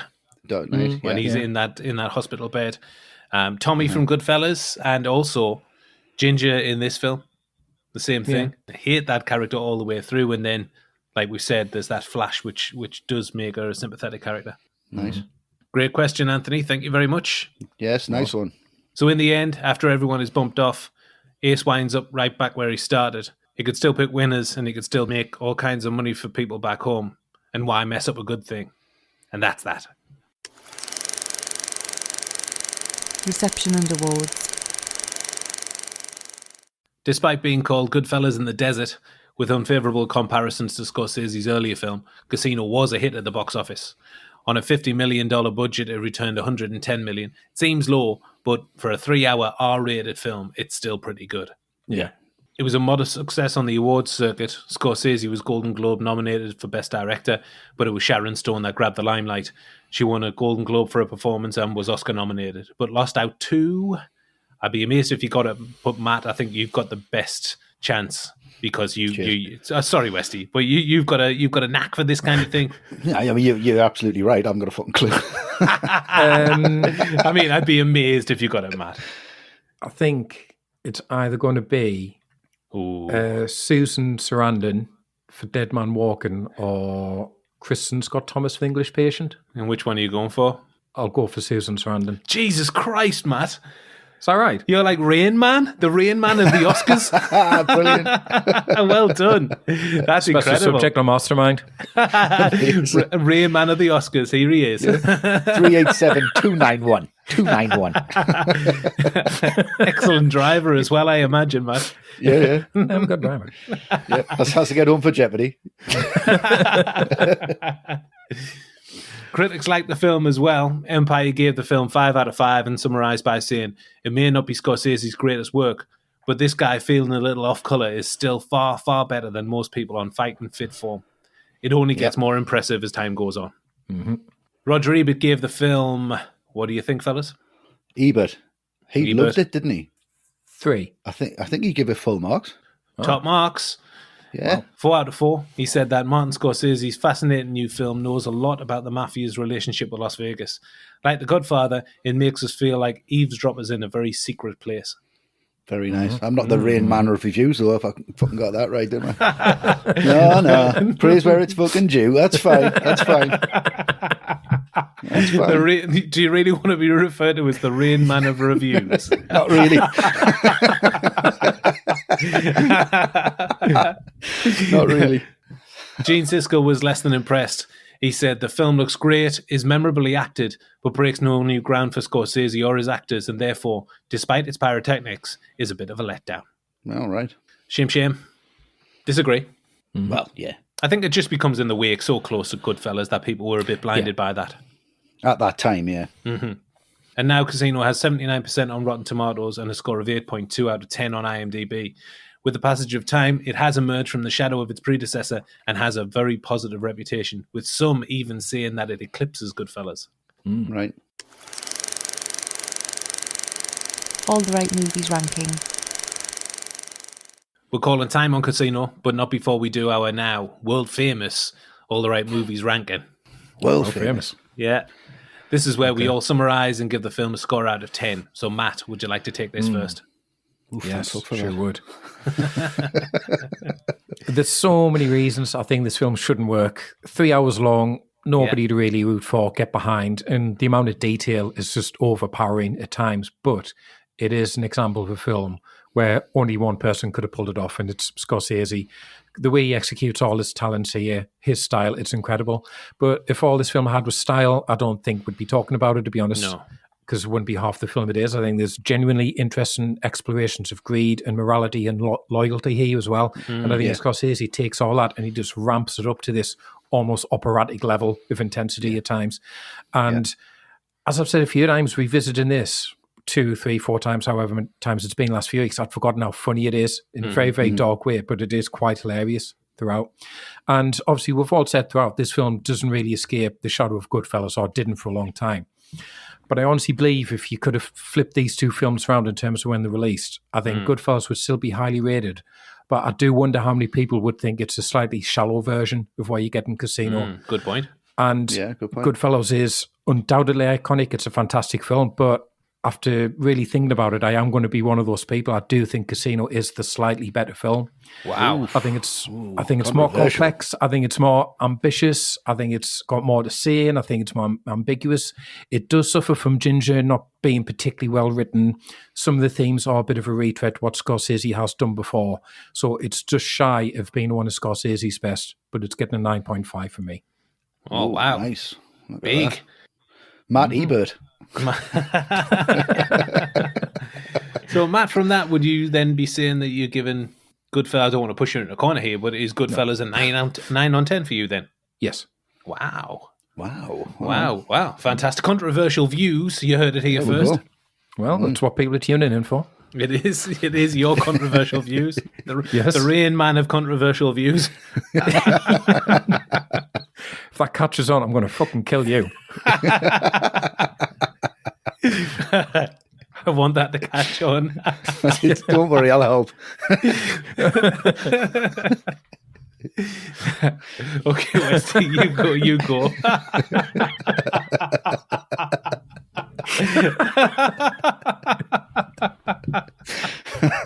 I apologise in advance of that happening, Matt.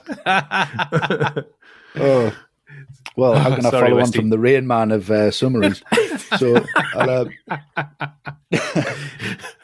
look, there's no denying it. There's only one reason we're talking about these films on here is because they're great, great films, and they are culturally impactful, and they are fucking incredibly well-made pieces of work, most of them. And Casino is no exception. It's a phenomenal film. There's no question about it. Everything about it is first class. The direction, the acting, the cinematography, the production design, the costume design that we've all spoken about so highly all the way through.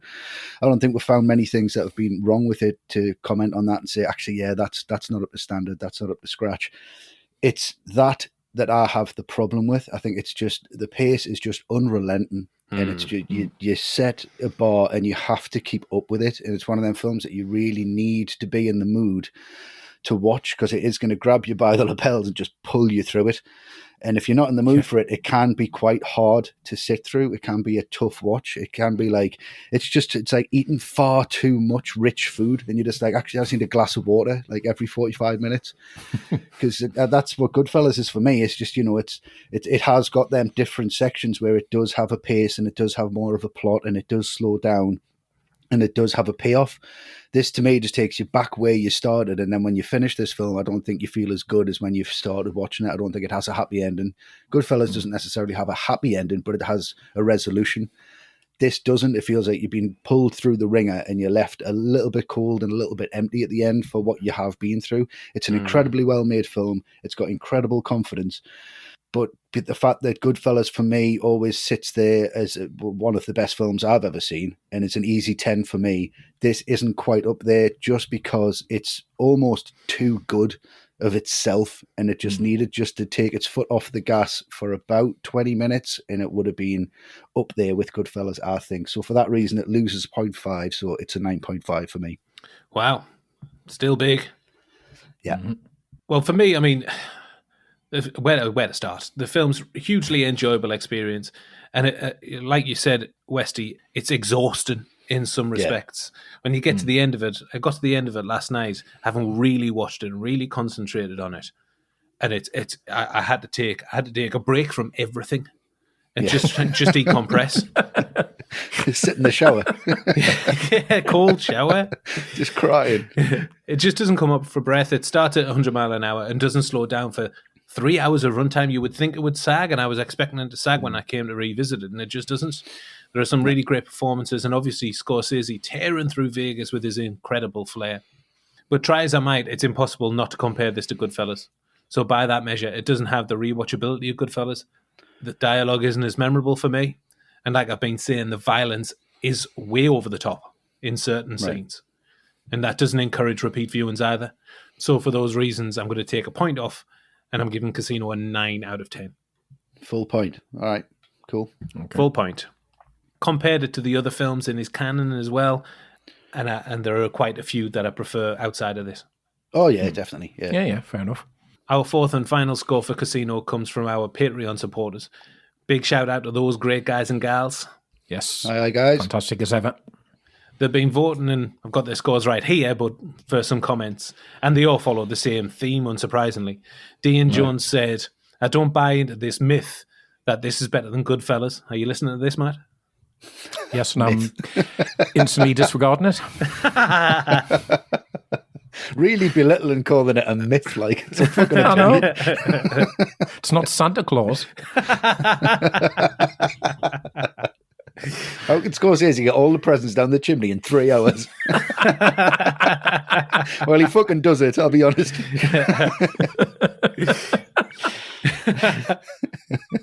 But Dean says, it's still a great film with amazing performances. A solid 9.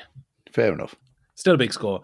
And Kenny Morrison said, it suffers from comparisons to Goodfellas, but it's still miles ahead of most others in the gangster genre. A 9 out of 10. Yeah. Karim Halliwell said, I don't think the obvious comparisons to Goodfellas should detract from exactly what it is. One of the greatest gangster films of all time. 10 out of 10. Big 10. Wow. Right. Boom. Big scores. So averaging all the scores from our patrons, Casino got, what do you think out of 10, fellas? 9. 9.5. 9.5. Westy, in one. The Rain Man of Patreon scores. Oh, fucking hell. I would like to be in the Sam Rothstein of keep it relevant. So with ours and the Patreon scores combined, that leaves Casino with a very tasty 37.5 out of 40. A very big score. In comparison, when we covered Goodfellas on the podcast, that came out with a 39.5 out of 40. Right. That's fair. That seems fair to me. It does seem fair. Yeah, not too mad. Furious. No. Oh, that's fine. Quietly seething.